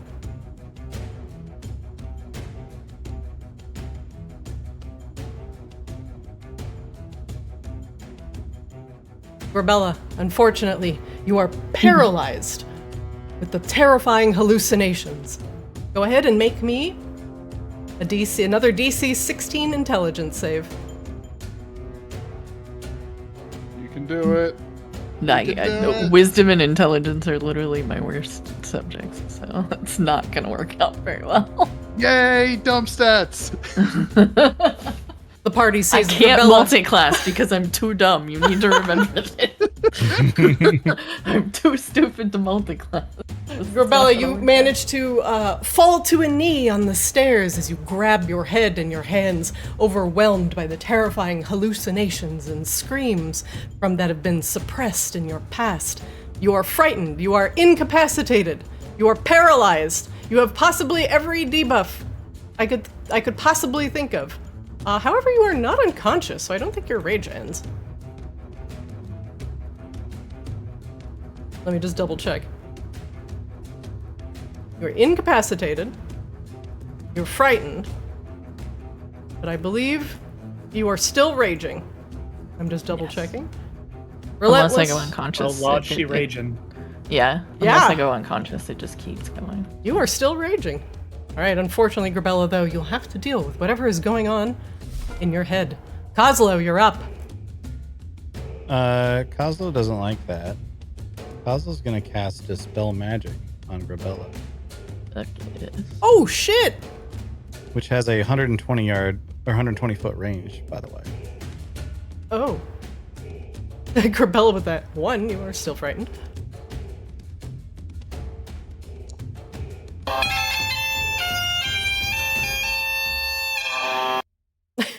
I have to check the auto MIDI rolls. Yeah, It looks like it's triggering off some of the auto effects, but then it's like double triggering off of MIDI. I'll check that. So wouldn't it have been the 20, not the 0? Because if I rolled a 0, it would have been -1. You can't roll a 0. You rolled a 1 on that auto one, and then it -1 to a 0. Choose one creature or object or magical effect within range. Any spell 3rd level or lower on the target ends. For each spell 4th level or higher, you know what we'll say? Grabella, you are no longer paralyzed. You are no longer frightened. And you continue to rage. Suddenly, Grabella, as soon as they start, the overwhelming sound of screams of the dying stop. And then there's only Kozlo's voice. And he says, Hold on. I've got something for that. Loading? Grabella, everyone believes in you. I don't know, something similarly inspirational. Look, just fucking beat his ass, okay? No, Grabella. You hear Azrael's voice in the back of your mind. We're with you. Ow.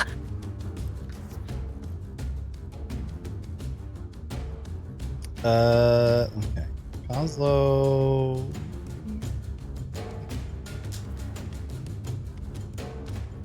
I think Kozlo's gonna pretty much just stay put. I'll move a little bit.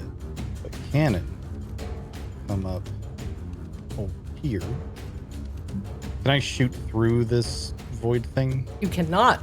It's a magical effect. It disappears. Okay.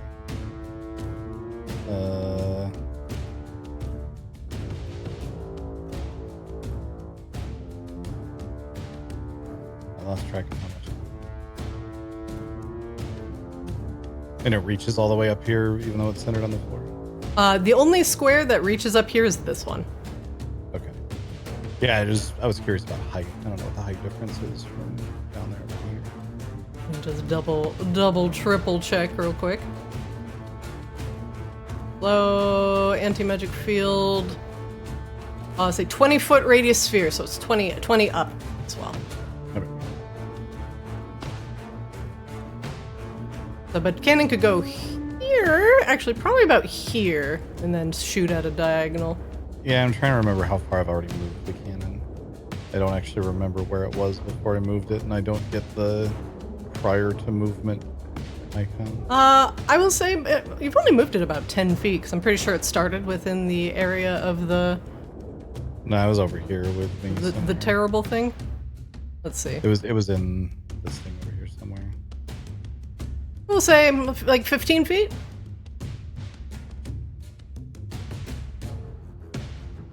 Yeah, I don't think I can move it that far, so I guess Cannon just comes up over here and waits. Okay. But I did my good deed for the day, which was making Grabella not be so scared.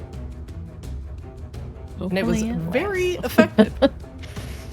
And we will, just for funsies, go ahead and end my turn right there. Very good. Kozlo, at the end of your round, Vanix will use a legendary action to move. Grabella, you can take an attack of opportunity on Vanix. Oh, okay.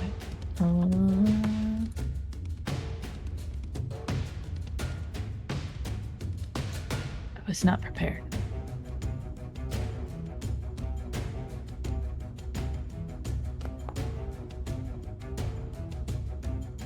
And that's a hit.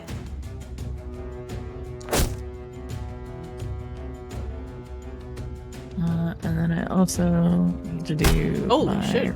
radiant damage, which I usually remember to copy pasta beforehand. but- Don't worry, it actually works now, so you can drag Oh, it that's into right. your That's bar. right. You fixed it. Holy. We did a couple of allies. My god, that's so much damage. This is why he wants her out of commission. Yeah, it's all right. Yeah, maybe he should stay there. Well, that was a terrible idea, Vanix. Well, as if it's the consequences of my own actions. He will fly up here. Bum. The room shakes as Vanix storms his way up the stairs, breaking the banister and leaving Grabella holding Neresa's soul hook as she tears out a massive chunk of pitch black dragon scale. Rain, you're up. Magic fails you here in the slow sphere. Yeah, Well, Rain is gonna go about right there.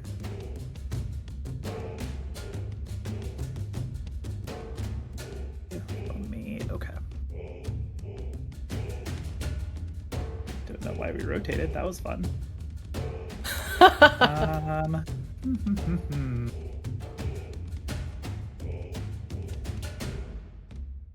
I know that this is not probably going to be super productive, but we will start with a Mind Sliver. He's only resistant to psychic damage.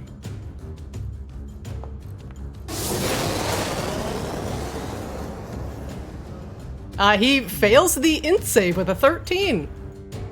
He's resistant to psychic damage, so he only takes 5 from the Mind Sliver. However, you can see him trying to shake off the effects. You think you can get into my mind, little wizard? I kind of just did, actually. Your insecurities are nothing to me, pathetic mortal weakness.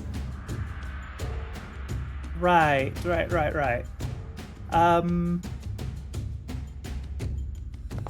How about follow it up with that? He will use a legendary resistance to succeed on that save. Great. I'll take a legendary resistance for a 3rd level spell slot any day. He has 1 legendary resistance left. Oh no, sure would be sad if you ran out of legendary resistances before I ran out of disintegrations. Uh-oh. I am the master of time and space. I am the master of time and space. I will kill you! I will kill you. That's you. That's how you sound. I don't sound like that at all! Stop it! Stop it! Hey, Wayne Doodle, who am I right now?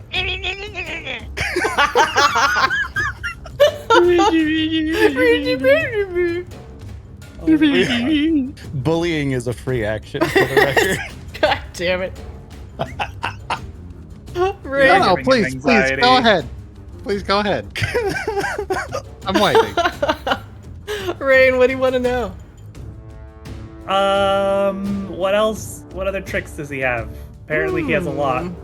He does. First off, he has another song. There we go. Well, Rain, roll me a 1d7. A 1d7. What, slash roll 1d7? Yeah.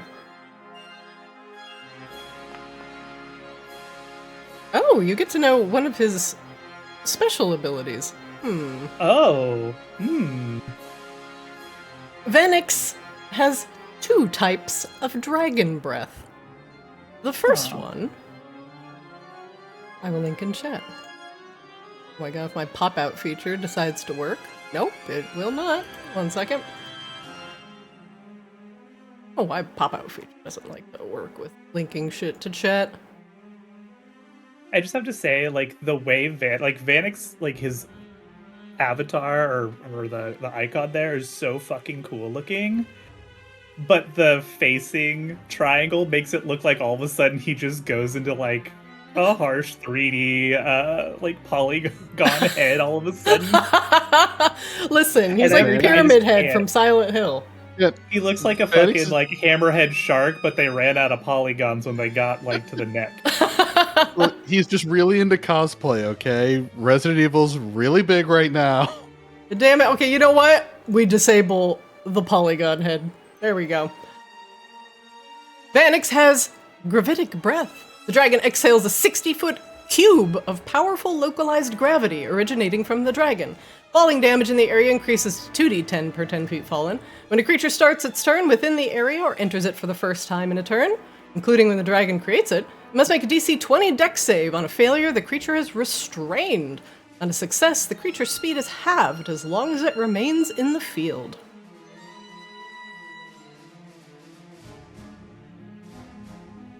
All right. Fun. That is all Rain can do. All right. But I will have my lawyers draft a cease and desist for this dragon who's really encroaching on our various brands. Next up, Vanix. He looks back at Grabella on the stairs, raging, dispelled by Coslow. Fine. You think yourself protectors? Why, I will just help myself to some of the aperitifs. God damn it! I fucking knew it. Come, little bird. Come and face the infinite darkness of the cosmos. No, I don't wanna. No. No. See if he can shift over.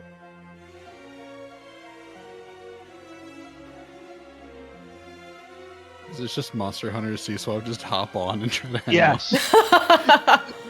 Just get on! I'm the last Targaryen. I sort of got the impression he was doing like the cat thing at the edge of the couch. It has to be exactly on the edge, perched. Oh no, Vanix has those. Vanix started up and to the left, and I moved to the right, and yet Christina decides, you know what? We're gonna work our way all the way back around. Yep. He exhales nightmarish energy in a 60-foot cone. Each creature must make a DC 18 Wisdom save. Don't fail me now, cannons. Uh-oh. It's not Dex, it's Don't Wisdom. fail me now, me.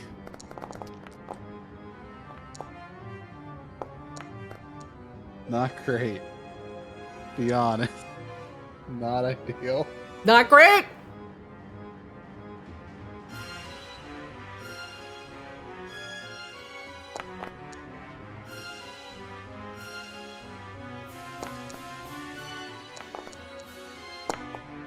Plop, plop, plop.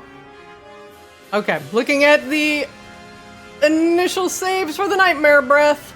Chompy fails with a 4. Kozlo's Cannon fails with a 14. Wangdoodle fails with a 7. Wangdoodle's Cannon fails with an 11. Kozlo fails with a 7. Seaswab, you succeed with a 22. Sorry, that was rude. But I don't care. Oh, you're not gonna kill me this time, Christina. Chompy. Cannon Chan. Actually, this is psychic damage. Cannon doesn't take any damage. Wangdoodle. You take the full brunt of the damage. You have 11. You had 11 temporary hit points. Cannons are immune to psychic damage. Kozlo, you too had temporary HP, but it brings you down to 43.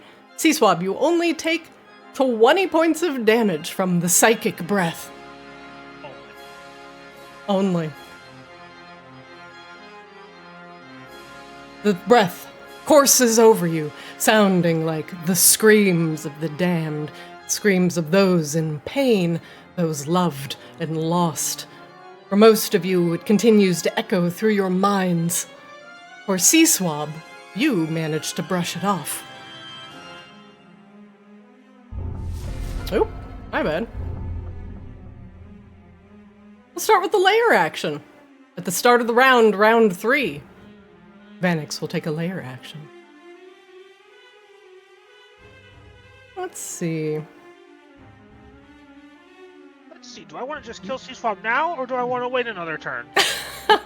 You know, as a Lair Action, you could also not. I think I will. Don't you know anticipation is good for a relationship? See, look, we're trying to maintain eye contact here.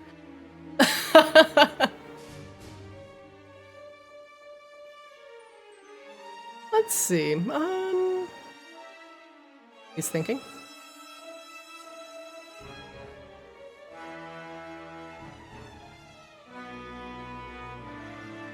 Vanix is going to negate gravity within his lair.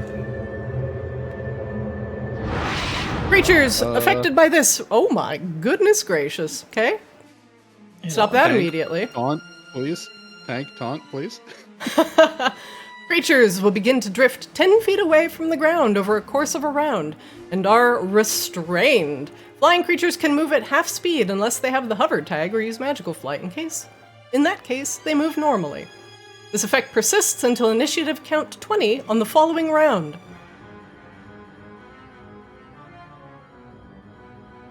Do not select Vanix. 1, 2, 3, 4, 5. I'm selecting any number of targets. 2, 3, 4, 5. Rain, Rebella.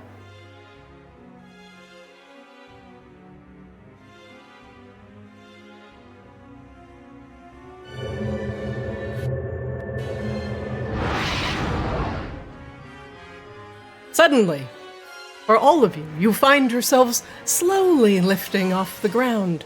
Your feet under you dangle slightly, and it's like swimming through the air.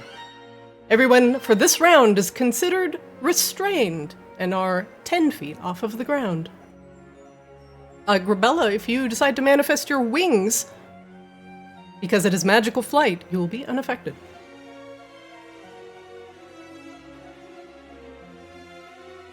Sea Swab, you're up. You are Okay, restrained. So am I floating like above Vanix, or am I just like? You are 10 feet up. However, he is like, he is a gargantuan creature, so he's like Okay. 30 or 40 feet tall. So I'm restrained. Correct. Well, you know what?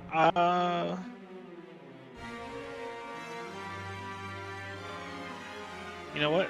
I don't like being this close to him anyway, so I'm going to step away.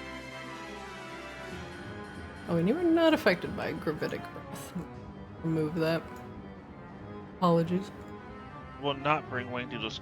Wait, do you want me to bring your cannon with you? I'm getting out of here. You know what? Go ahead. It's probably going to be useful for you. Me and the cannon are going over here. And then Vanix can suck on some thunder damage. Hey, wait a minute. Oh my. Vanix succeeds on the DC 14 con save and takes half damage from the thunder. The lightning crackles through him for 5 points of thunder damage. A loud boom echoes through the chamber.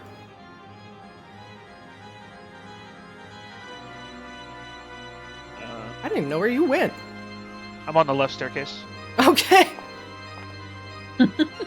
What would you like to know?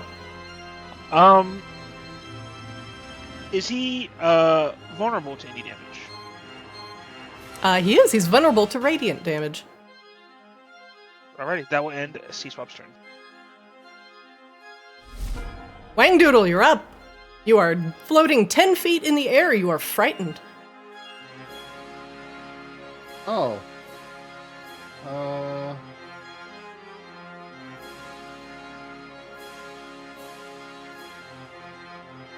Does restrain stop me from casting spells? No, but you cannot move closer to Vanix due to the frighten. That's perfectly fine with me. It's time for logistical repositioning. We are going to on ourselves apply our magical flight via jetpack. Oh, looks good. Wangdoodle, you are now flying. This is magical flight, and the Negate Gravity no longer functions on you. Hooray! So now we're just gonna activate the jetpack and fly off this way. If you want to be there, okay, good. Yeah, I thought I had a wall there. You're good. Cannon, not as adept. Poor kid. I think Cannon has 5 feet of movement. Cannon is definitely Cannon restrained. Cannon is definitely here then. Okay, cool. Coslow, you want some more protection? I mean, I wouldn't say no. Alright, good. Here you go. Okay, Cosmo gains 8 temporary HP.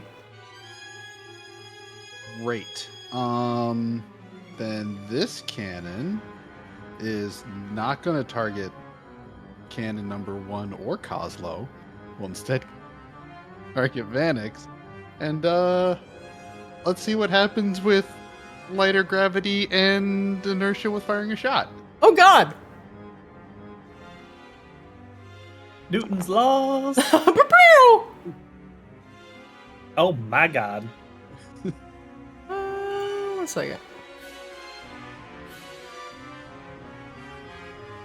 He will void twist that. Grabella's within 30 feet. Oh no! Hey, Gravella. What'd I do? You have Uh, an AC of 30, right? You got an AC of 30? Actually, no. That Me? will actually still hit him. His AC would grow by 5. A 29 actually still hits. So it does nothing. Continue with your damage, sir. Once again, your attempt to fool space-time I'm is trying so fucking hard! He takes the full 15 points of force damage directly to the dome and does not redirect it to Grabella. You can't out-quantum the scientist. God damn it, that roll was too high. You know what? I'm going to take the fear as not rolling an insight because it's probably not going to go well for me anyway. You would have disadvantage on that insight check, but you can still try.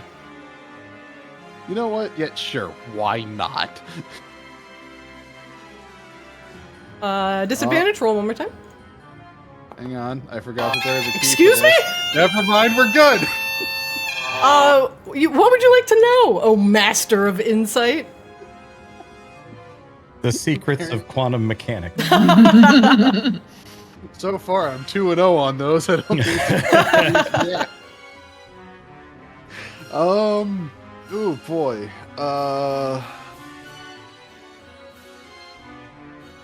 Is there a legendary action or lair action has not been used yet?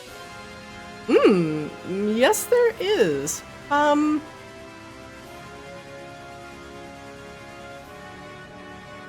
We'll show this one.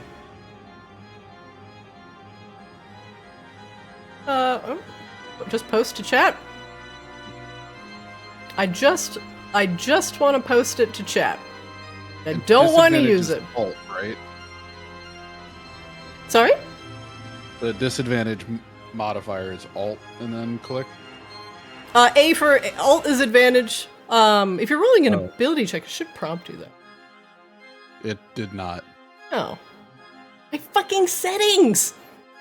It's control for disadvantage, but I swore I put that back on manual. Fuck me. Yeah, okay. That checks. Perfect. He has an ability called Void Slip.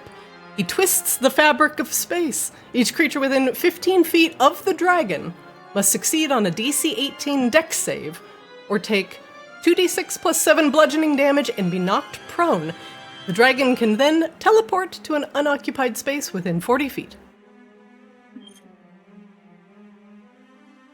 Oh, I'm sorry. Just the screw this intermission reset? What? Yep. Boink. Okay. I'm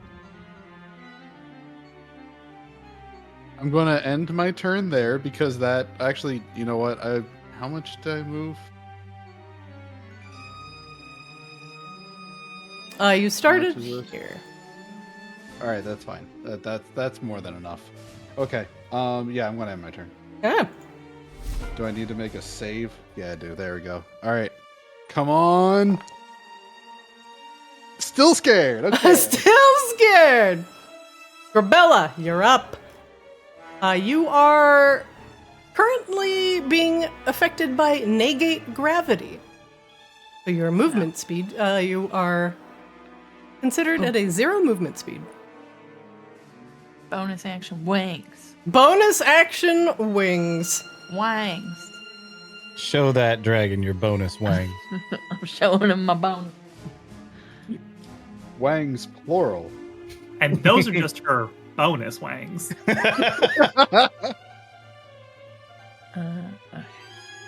Gravity is no longer negated, and you can move again. Oh god. It doesn't like the way I like the stairs. This is how Christina sets up a giant air battle for everybody. Yep. Hi. I have a question. Is Yes. the cannon currently threatening Vanix? No, it is 15 feet away from Vanix. Damn. His box starts here. Gotcha. Yeah. I miss. That is a miss. We try again. Come on. Son of a. Alright. I have seen all of your tricks. You know you do. Nah. Your mockery does not bother me, tiny kobold. I think it kind of does, I think actually. it very much seems to be bothering. It does not! Yeah, it didn't bother me. It's just nightmares still getting shot. I will kill you all!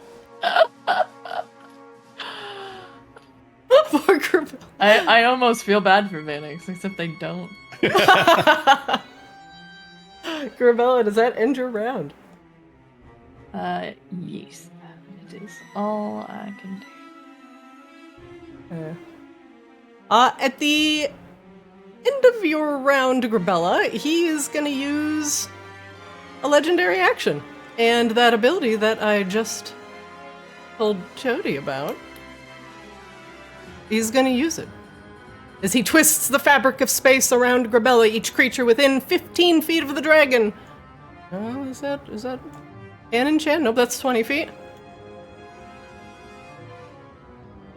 What error are you giving me? Target is 70 feet away. Nope, that is entirely untrue. Oh, he's trying to target Wang Doodle. Never mind. Void You slip. try and Vanix, Cannon Senpai will eventually notice you. God damn it. As he twists the fabric of space, each creature within 15 feet of the dragon must succeed on a DC 18 dex save. Grabella, let's see it. Oh. Okay. That'll do it! Grabella, you take no damage and you are not knocked prone. The dragon will then teleport to an unoccupied space within 40 feet. That's an excellent question. What the dog doing?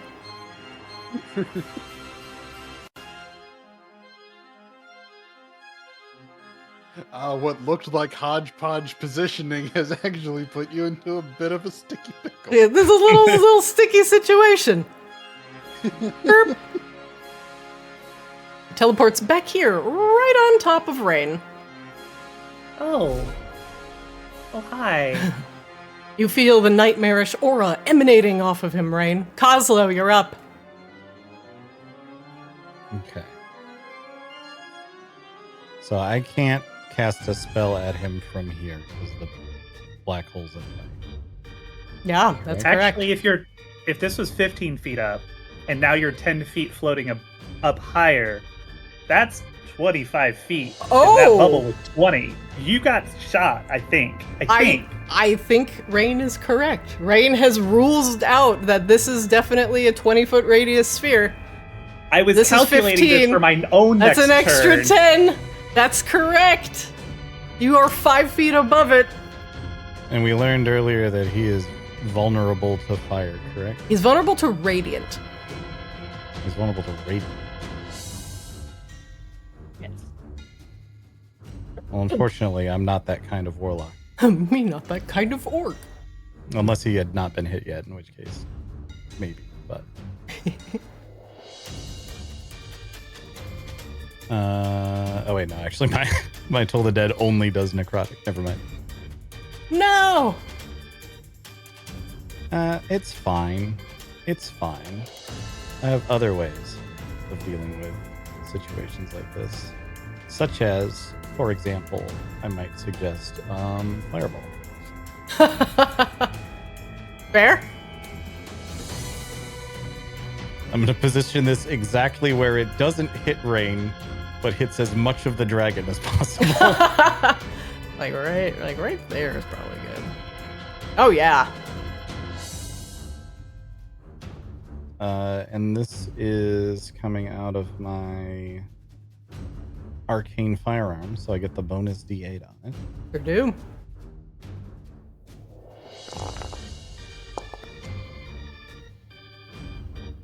He makes a dex save exactly, taking half damage from the fireball, 35 going down to 17.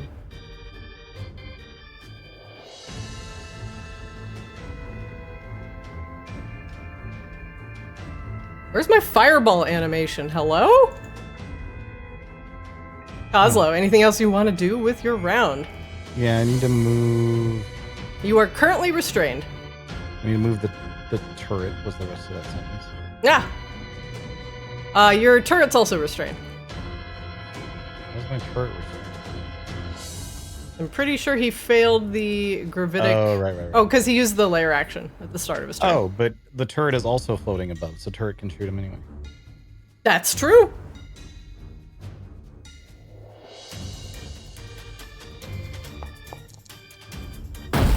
That'll Damn, miss. Mr. Isaac Newton and Pythagoras really fucking this dragon up tonight. We will destroy you with logical reasoning and science. I appreciate it. And I think I'm okay. I think that's it. Why is animation disabled for fireball? Turn that shit on. Do you need me to cast another one? I can cast another one. Soon, TM.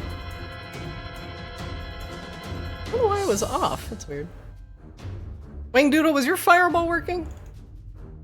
I know the first one I cast had an animation. After that, I'm not sure. Double check. And even then, I'm not going to admit that my memory is perfect. Someone go back to earlier in this fight, clip it and send it to us. Let us know what we did. Kozlo, does that end your round? Yes.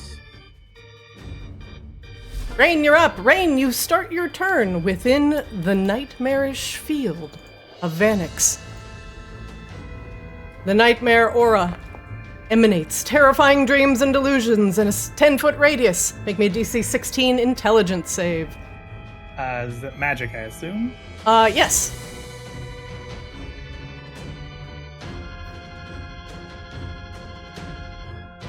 No, I don't need to use absorb elements. Thanks, though. I think that's Rain. good enough. That is good enough. A 27 is far more than the DC 16 that you need, and you are now immune to Vanix's nightmare aura. Oh. But do you not fear? Oh, I really don't. I'm not sure. I'm so happy. I'm so glad you came to spend some quality time with me. I'm so excited. Do not really mock worried. me, little elf. Oh, no, I was just really worried that you were going to go like the other side of this anti-magic void thing, and I was like really wondering how I was going to get over there, but you solved that problem for both of us. It's really quite appreciated. Rain is going to... Oh, decisions.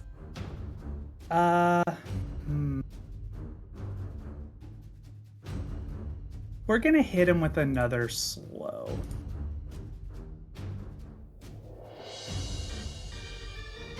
How dare you bait all of these legendary resistances out of me? I'm not actually concentrating on slow because he hand waved it away. But... He did. So you can right-click that off. Yeah, Yeah, just overwrite it. That's fine.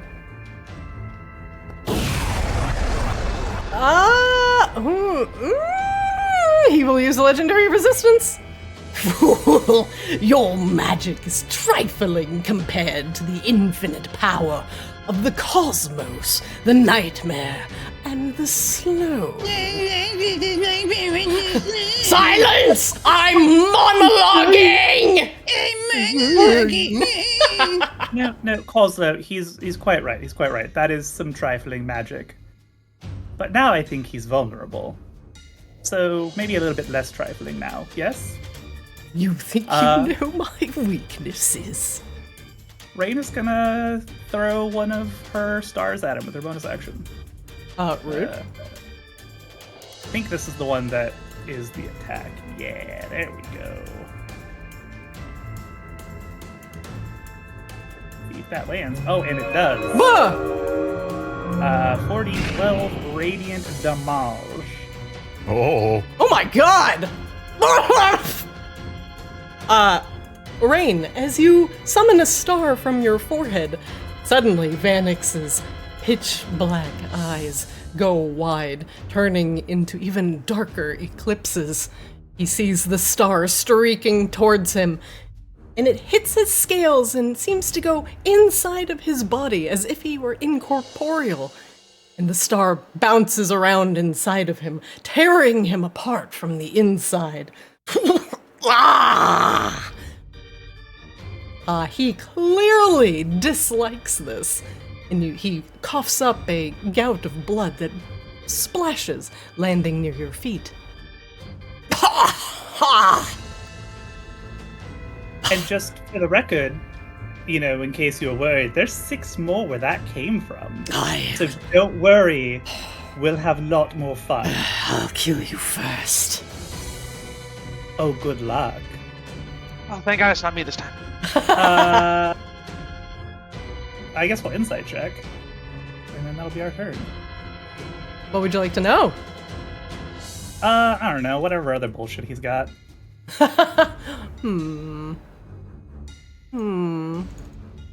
Dealer's choice, huh?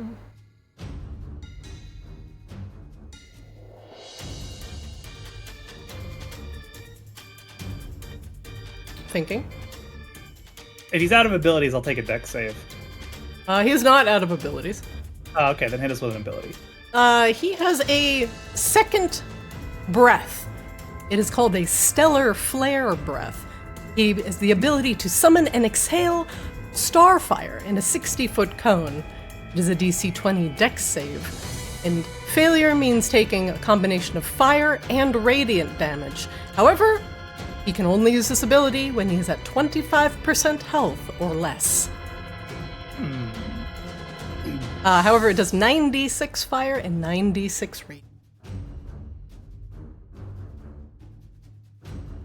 Not 6d9.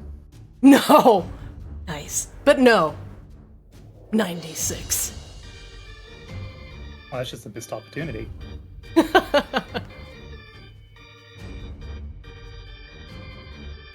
Alright, go ahead. Go kill me or whatever. I don't need your permission to do that, little elf. He's thinking, he's looking, he's gonna see if he recharges his nightmare breath. Does not.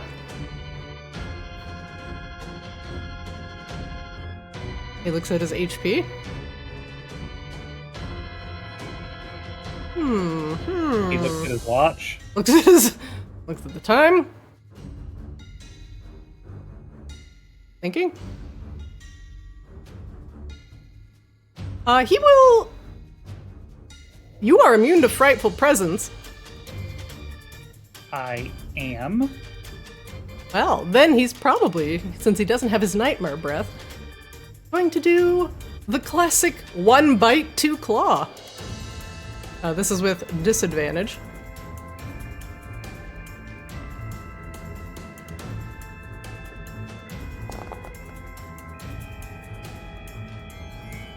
Rain, I believe a 24 will hit.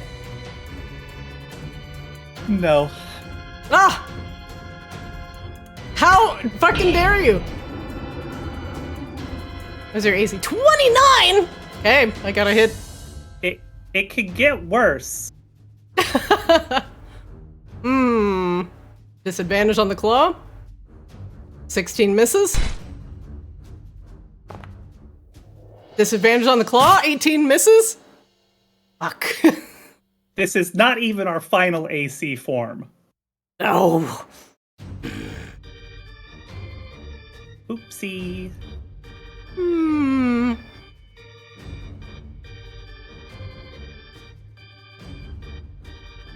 Vanix is thinking. He's gonna move, right? Do you want to take a attack of opportunity?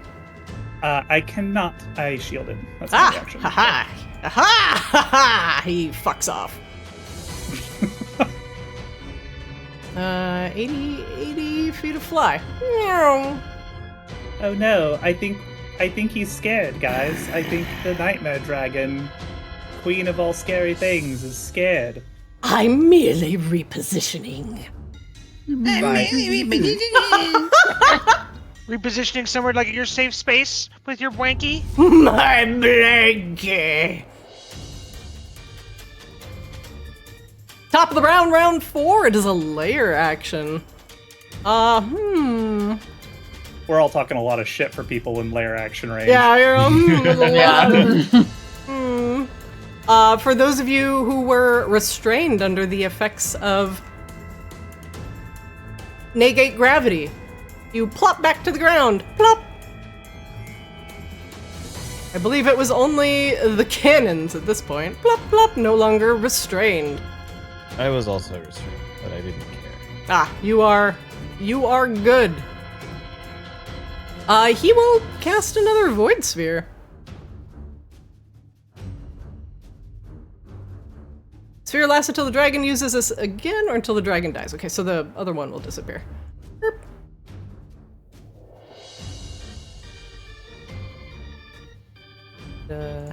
Place to put it.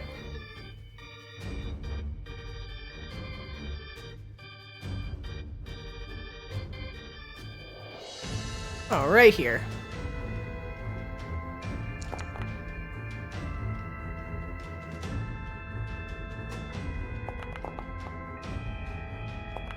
Con save, con save. Fun of you the most. Con save. I think it'll pop over a con save. That's weird. Oh, One for me too, C-Swab. Okay, I was say con. Yeah, I had a pop-up for a con save, but now I see 2 different con save numbers, and I think I understand what's going on now. One was concentration on fly. Oh, concentration. Okay, good. I saw con on both and stopped reading. Yeah, they were both con, because one you took 1 damage, and you had to make a con save. C-Swab, you also will need to make a concentration save, because I believe you're concentrating on Chompy? Unless Chompy's gone. Oh, Chompy's gone. All right. Chompy's been gone. I did a con save. I rolled a 19. Do you not see it? Perfect. You take no damage from the Void Sphere. However, that area is still heavily obscured, so you're gonna have to get the fuck out if you want to see anything. C-Swab, you're up. You are suddenly smothered in darkness in the terrible biting cold. Damn it, stop fucking putting shit on me. Just gonna move out. Alright, motherfucker, you wanna keep fucking playing games? You wanna keep playing games? Where do you think you're going, little bird? I shall snack on you soon. Will you snack on me soon? Because I'm a bird, so it's like chicken. I'm gonna make original jokes.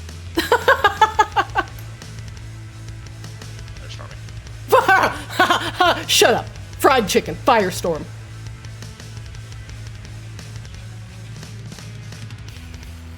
Ah, yes, up to 10 10-foot cubes. Doesn't matter, I'm just putting them all over him. Yeah, each one just has to have a face adjacent to the other. Oh my god. The BM. The absolute BM. He rolls a 4 Holy on his dex shit. save. You rolled so high. Holy on shit. that damage. That's insane. 8, 10, 10, 4, 8, 9, 9. What the shit? I believe the term the kids use these days is fuck around and find out. Suddenly, the eastern side of the ballroom erupts in flames. You can no longer see Vanix as he is suddenly smote by 7 meteors that fall out of the hole in the cosmos. Each one lands directly on his back, and you hear the sickening crunch of his material form shattering under the force of the meteors.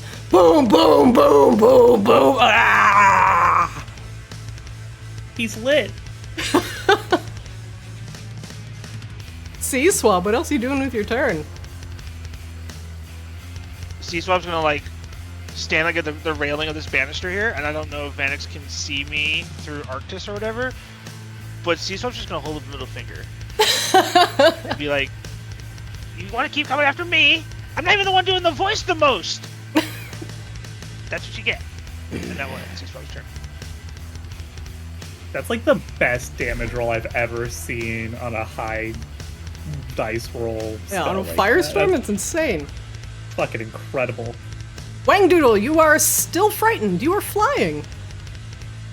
Ah, good. I get to turn fear into my genius. I am going to not approach any closer, but actually duck down and put the vortex between Vanix and myself. Smart. Give myself a little breathing room. Because we've got to reload. So I'm not going to be able to do anything else. Because, we've got to put Fireball back into the wand. Oh no. Now loading. Yeah, King's like, Row. Cover me, reloading! We'll have that cannon shuffle over there.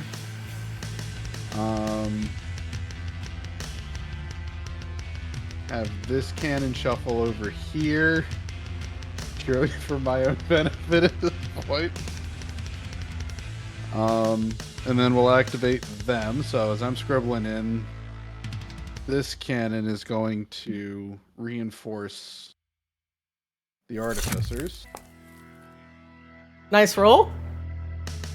13. Maxing out those temp HP. Doing what I can.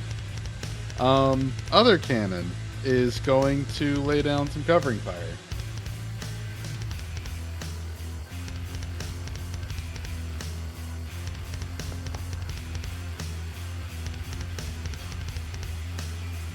22. What you gotta do? What do you gotta do? Come on. I'm thinking. Wait, nobody's within 30 feet? Hang on. Rain? She's 30 feet away. Will it do it? Will it do it? Yeah. Yeah, he's gonna do it. God. He makes the rift in space, raising his AC by 5, raising it to 27. That will miss. He opens another portal, turning that 27 onto Rain. Rain, does a 27 hit you? No. Number 22.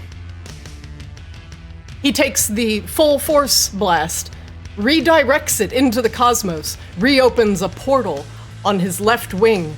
It's pointing towards Rain. Suddenly, out of the vortex, the force blast from the cannon goes arcing towards Rain, and it goes ricocheting off Rain's shield. Phew! Rain grabs one of the stars floating around her crown and just like tosses it up and down in her hand like a baseball. That really was a misplay. Probably should have saved that for one of these.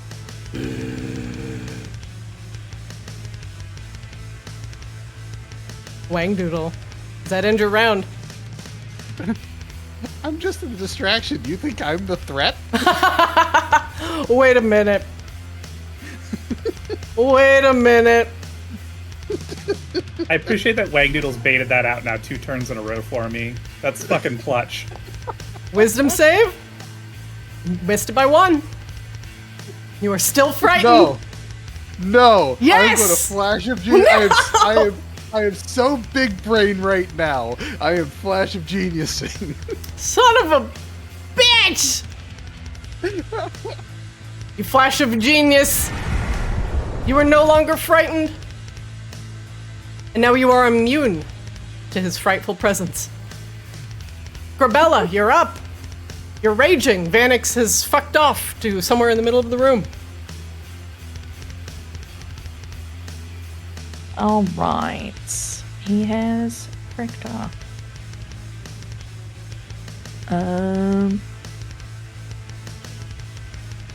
It's an action to double move, right? Correct.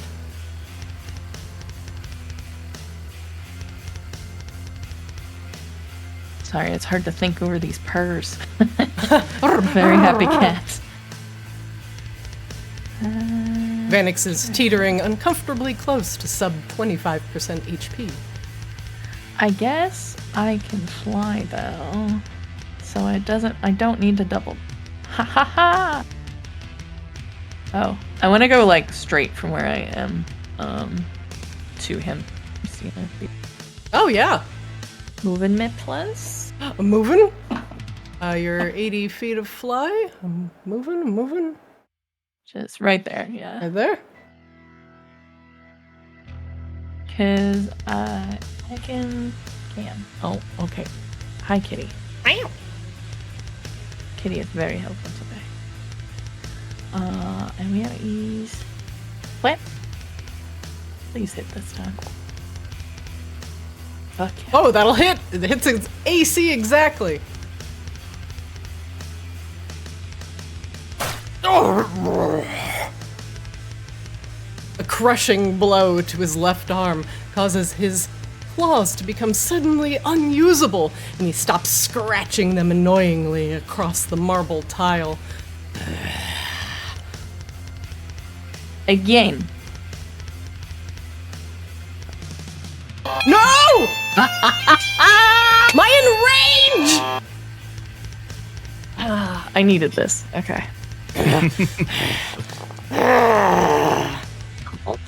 Oh my god, is he okay?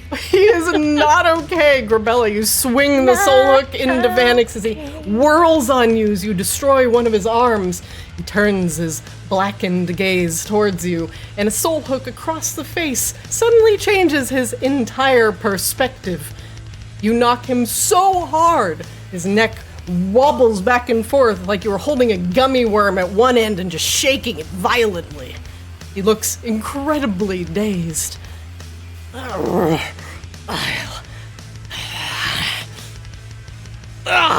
I don't even have to make fun of you to destroy you. And then as a bonus action, I'm going to do heal. Did it not roll? It didn't roll. Okay. Normal healing, so that's 2d4 plus 2. Correct. Yeah, some of the potions of healing are like old and they're not programmed in.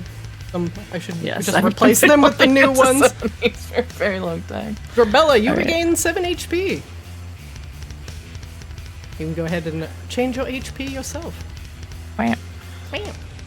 And that will end my turn. Alright.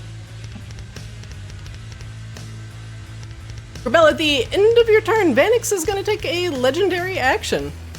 And he's going to try and Void Slip again.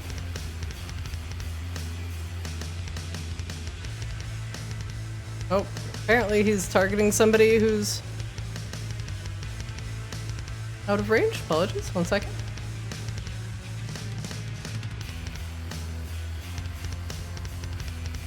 As he twists the fabric of space, he attempts to at least render you prone. Make me a DC 18 Dex save, Grabella. Let's see. I can Dex occasionally. Unfortunately, Not this time. that will fail. It's just bludgeoning damage, so you only take half damage from the Void Slip as you feel the crushing pressure of the cosmos. Vanix suddenly winks out of existence and teleports into an unoccupied space within 40 feet. Blip.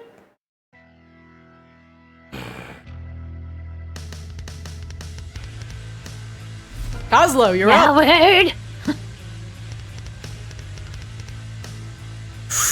The dragon begins to suck in. He takes a deep breath.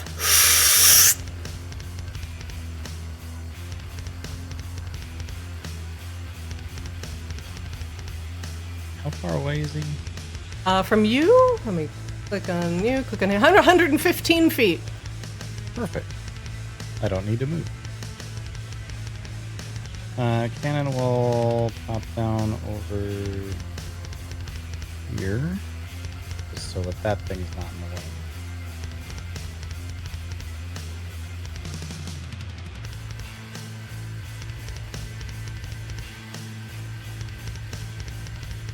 something real quick.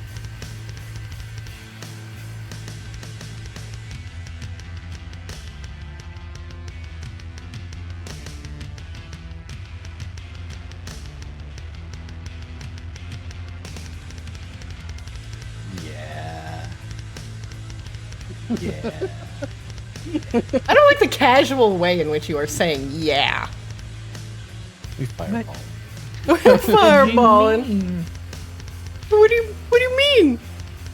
We fireball. That casual, yeah, that's every artificer knows what that means. Yeah. He is out of legendary resistances. He makes the DC 18 dex save, hitting it exactly, taking half damage from the fireball. 14 damage. He's engulfed in flames, but he shields himself with his wings. You can still see the mote of starlight dinging around somewhere in his gullet that rain has shot into him.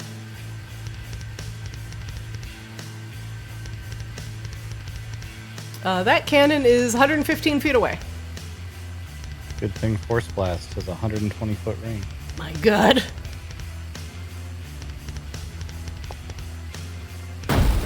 That hits.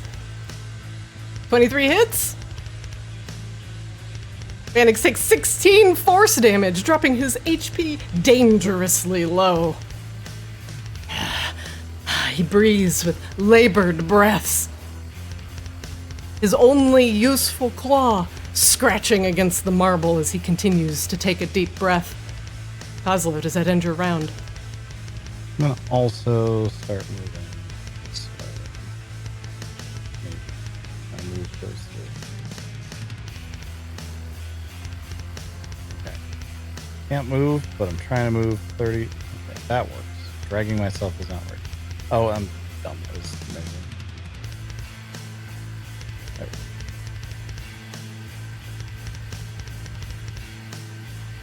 Okay. That is it. All right. Rain, you're up. Rain is going to take 2 steps forward. Go do it. Seems good. Go do it. You can hear the something building in his throat. Star. Disintegrate. No! Entirely. No. Wait, No. 69. Oh, he succeeds on the DC 20 dex save by 1! But the 69. 69 though. It's not nice! It's not nice! At the very last minute, he covers his face with a wing. Rain, your disintegrate blasts a hole in the wing. But as he pulls it back, his face is glowing with star power, mimicking your own that is surrounding your head with your crown of stars. Well, we'll throw a star at him instead. Can he redirect that? He got baited. He did get baited! He cannot redirect it! Rain, you send a streaking mote of starlight into him, and you hit him right in the neck where he's building up his stellar flare breath. Suddenly, his neck rips open. Starlight fills the chamber. Everyone squints against the brightness of it, as suddenly there is a high-pitched whine. And what he was about to expel from his mouth explodes his head instead. Vanix, headless, begins to stumble around. All you see is gouts of purplish blood spewing from the severed place where his head once was. Slowly, carefully, the gurgling, now voiceless sound of Vanix stumbles into the barrier that surrounds Arctis. You cannot understand what he's saying. The gouts of blood suddenly pour over the ancient cosmic dragon. The blood seeps into Arctis. Arctis makes a pained sound as Vanix's blood goes inside of him. That seems bad. Phase 2. One moment, please. Oh no. Okay, I'm reloaded. We can do this. Deep in the back of your minds, you hear the voice of Arctis. Heroes. He attempts to penetrate my mind, to inflict nightmare across all living beings of Arctis. You must stop him.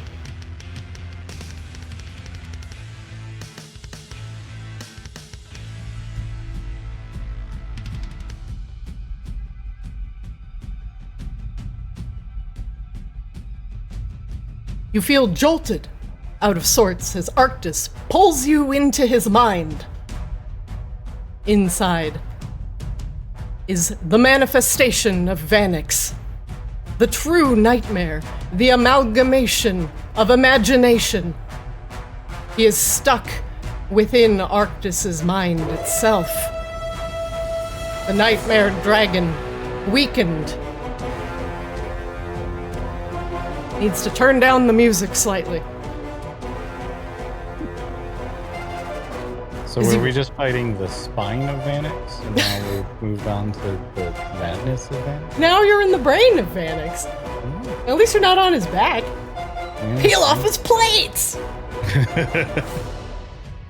Now as you are in the mind of Arctis, Vanix, torn apart by starfire, by the power of Grabella's sheer strength, the force cannons, and the power of storms.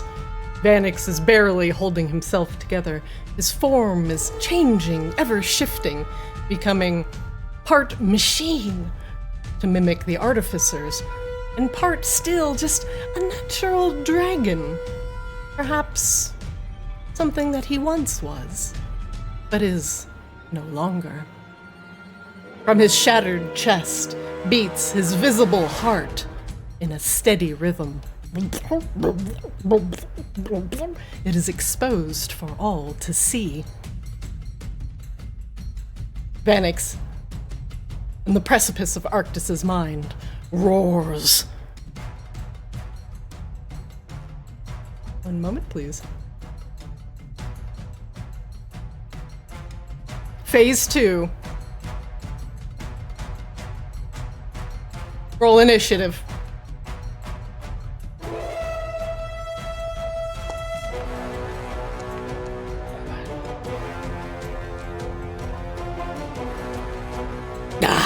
Kill, maim, destroy!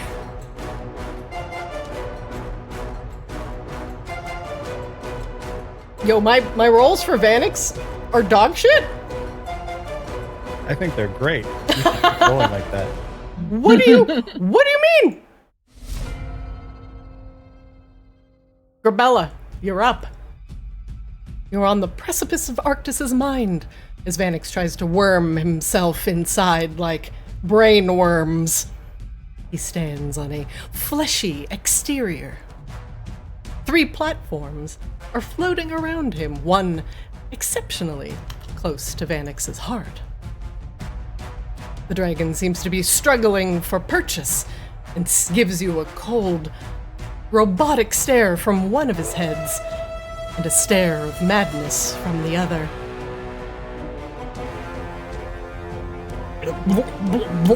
The heart makes sickening pumping sounds. It is the loudest thing you can hear in this chamber, aside from the boss music. Aside from the boss. And A, I'm assuming we're attacking the hat and the heart, and B, do these circles on the ground look magical? Is that what I'm saying? You can make me an Arcana check. Oh lord.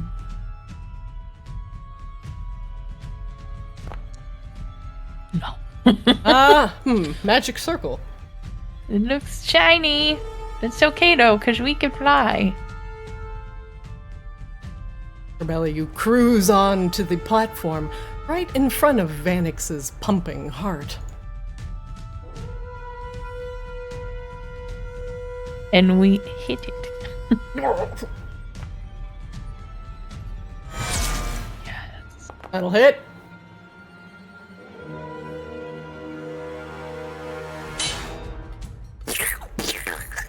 Sickening, squelching sounds that are delightfully satisfying are the only things that you can hear as you hit one of the large, thrumming veins going through the heart of Vanix.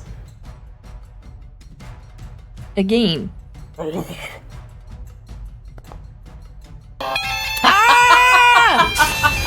need you to stop critting!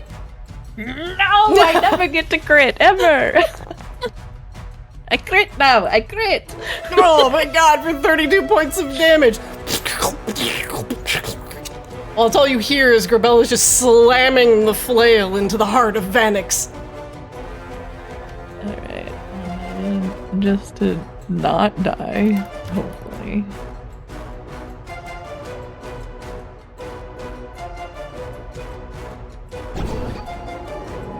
Well, that wasn't a whole lot, but you know. It's better than 0. Better than nothing. And that will end my turn. Alright, I forgot to put my lair action up here, so we're gonna resolve that now. Boop. Inside Arctis's mind, the parasite known as Vanix has now taken root.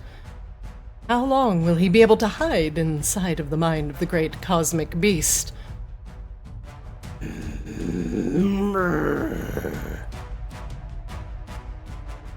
One moment.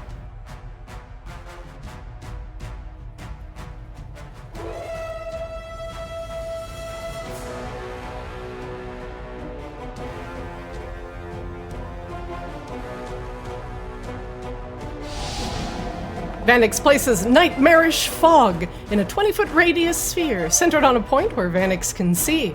Creatures in the fog are blinded and must make a DC 16 con save.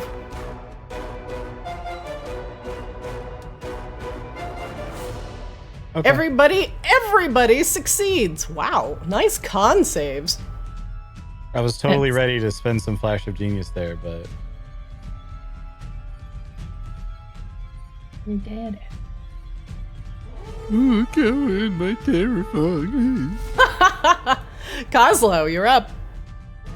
You are at least in the blinding fog, and all you can hear are screams, blood-curdling screams from within.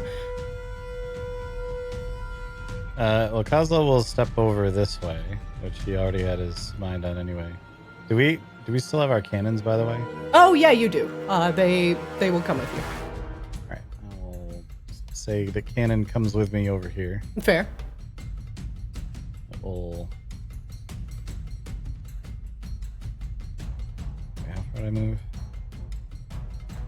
Okay, I'm gonna actually move all the way over here so that cannon can come to here.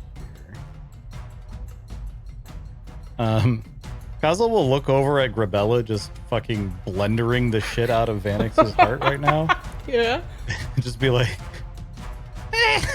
Seems like maybe she's kind of got that. What's this thing? And he'll try to take a closer look at this arcane circle. Make me an Arcana check.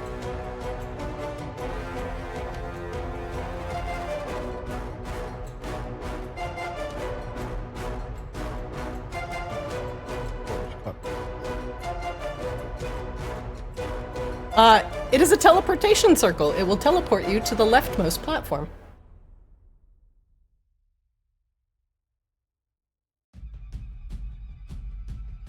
Interesting. Hey, these little cycles, I don't know if you can hear me in there. These little cycles seem like they teleport you to them floating spots.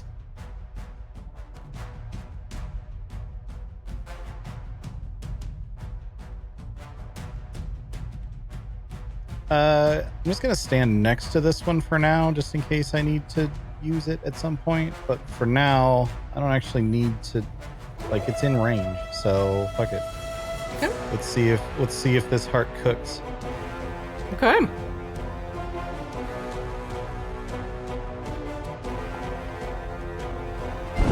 Okay, let's not see if this heart cooks. That'll miss. It ricochets off one of the rib bones that are protruding, attempting to protect it.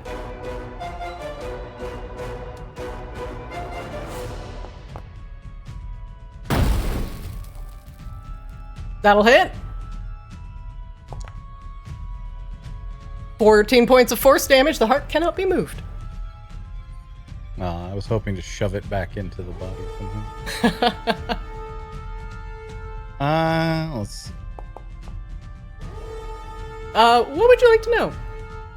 Let's get the health bar out of the way. One moment.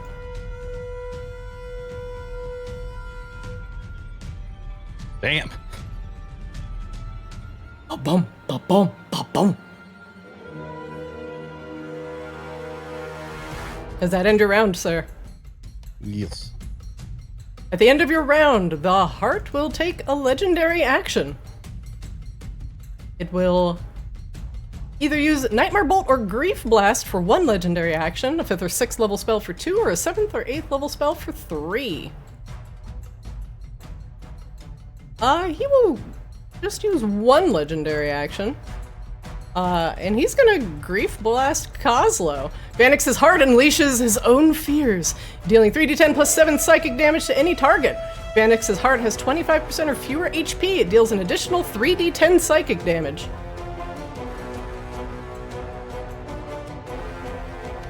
Kozlo, you are hit by the Grief Blast. Do you wish to use a reaction?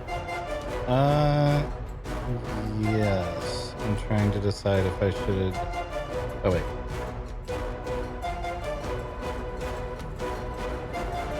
I think this will work.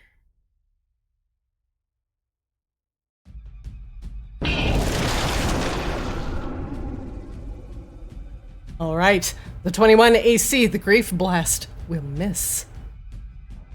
I was trying to do the math in my head of how much that would math out to while the timer was ticking down, and instead just having a panic about it. Wang Doodle, you're up. You can't see. Ah, good. You are first still things flying. first, let's get our friends back. Good, good, good. All right. We're gonna have this northern cannon sidle up towards that circle and get ready for blind fire. I'm gonna float on over this way in a way that it'll allow me to. There we go. We'll have the cannon shimmy over with me here. Couple questions. Yeah. The heart of Vanix. Yeah. Well, first question. Are the ribs a solid surface? In places, they are cracked in many, and there's a big open area in the center. Okay. So here's what I'm gonna do, or here's what I would like to do, if feasible. I want to cast a wall of fire stretching across the ribs with the fire pointed in towards the heart. That's rude as fuck. Seems good. All right. We're doing this. Oh, I'm going to have to land on the ground because I'm going to break my concentration. Oh, But you yeah, know that's... what? Worth it. Worth it. Hey, you're no longer concentrating on fly. It's excessive, but I'm not doing the math, so we're doing this. All right. Bam. Boom. Definitely 20 feet tall. I don't know what I mean fireside up or down. Up? Sure? Like that? Yeah. Looks good. All right, the heart is gonna make a DC. What is my DC? What's your spell casting? Oh, my spellcasting modifier where is it? 18. 18. Obviously it's 18. Yeah. All right. Heart of Vanix. Not good at the dex. It fails. Ba-boom, ba-boom, ba-boom. All right, listen. We're going to be really grateful in about 3 more rounds that that's still there. Artificer is now a dot class. Grabella, a wall of fire suddenly appears in front of you, covering the heart of Vanix, incinerating it in perpetual, fire. Oh, and time for the blind fire from the north cannon. Disadvantage on that one. You got it. There we go. This disadvantage. That'll miss. Dang it. Oh well. This one will probably also miss. But surely this time... That'll miss! You were right there! Can't hit a stable target. That was a 19. I saw it. I probably was hopefully not the only one that saw it. I got cheated. Does that end your round, sir? Could I do the Arcana check? Yeah. I know I've kind of done a lot. All right. Cool. Let's do that. You can do that instead of Insight. Yeah, let's do that. That circle will teleport you to the rightmost platform. Ah, fantastic. Okay. Yeah, that'll be it. All right. One moment, please.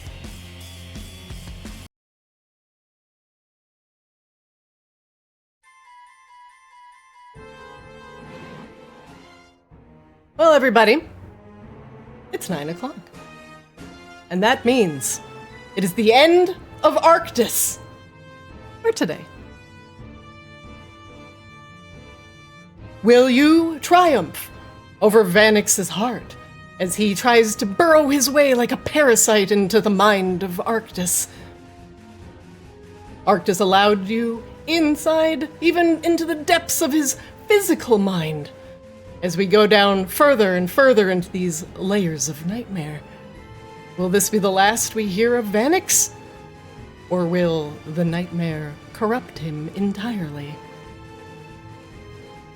We'll find out next week as we wrap up the battle with the nightmare dragon Vanix, and hopefully get some answers from the Great Ice Library. Everybody have fun today, especially Grabella, who Crit twice, is critting finally. a lot.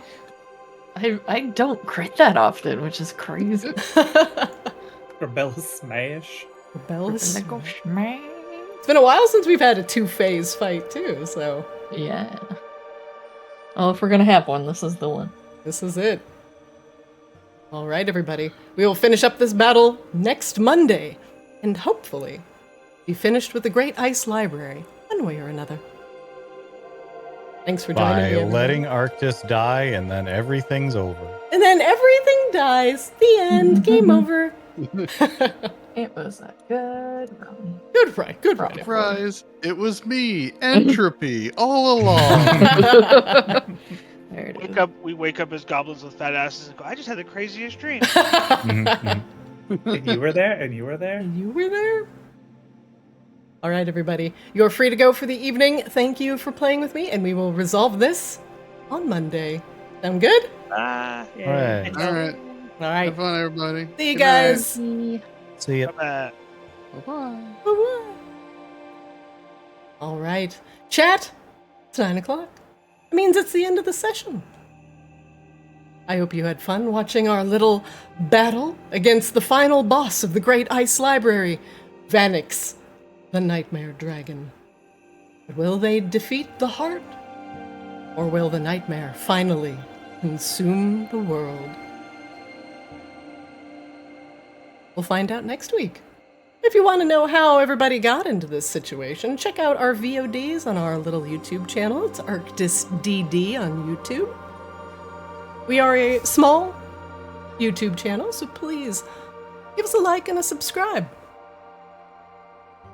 Everything is greatly appreciated.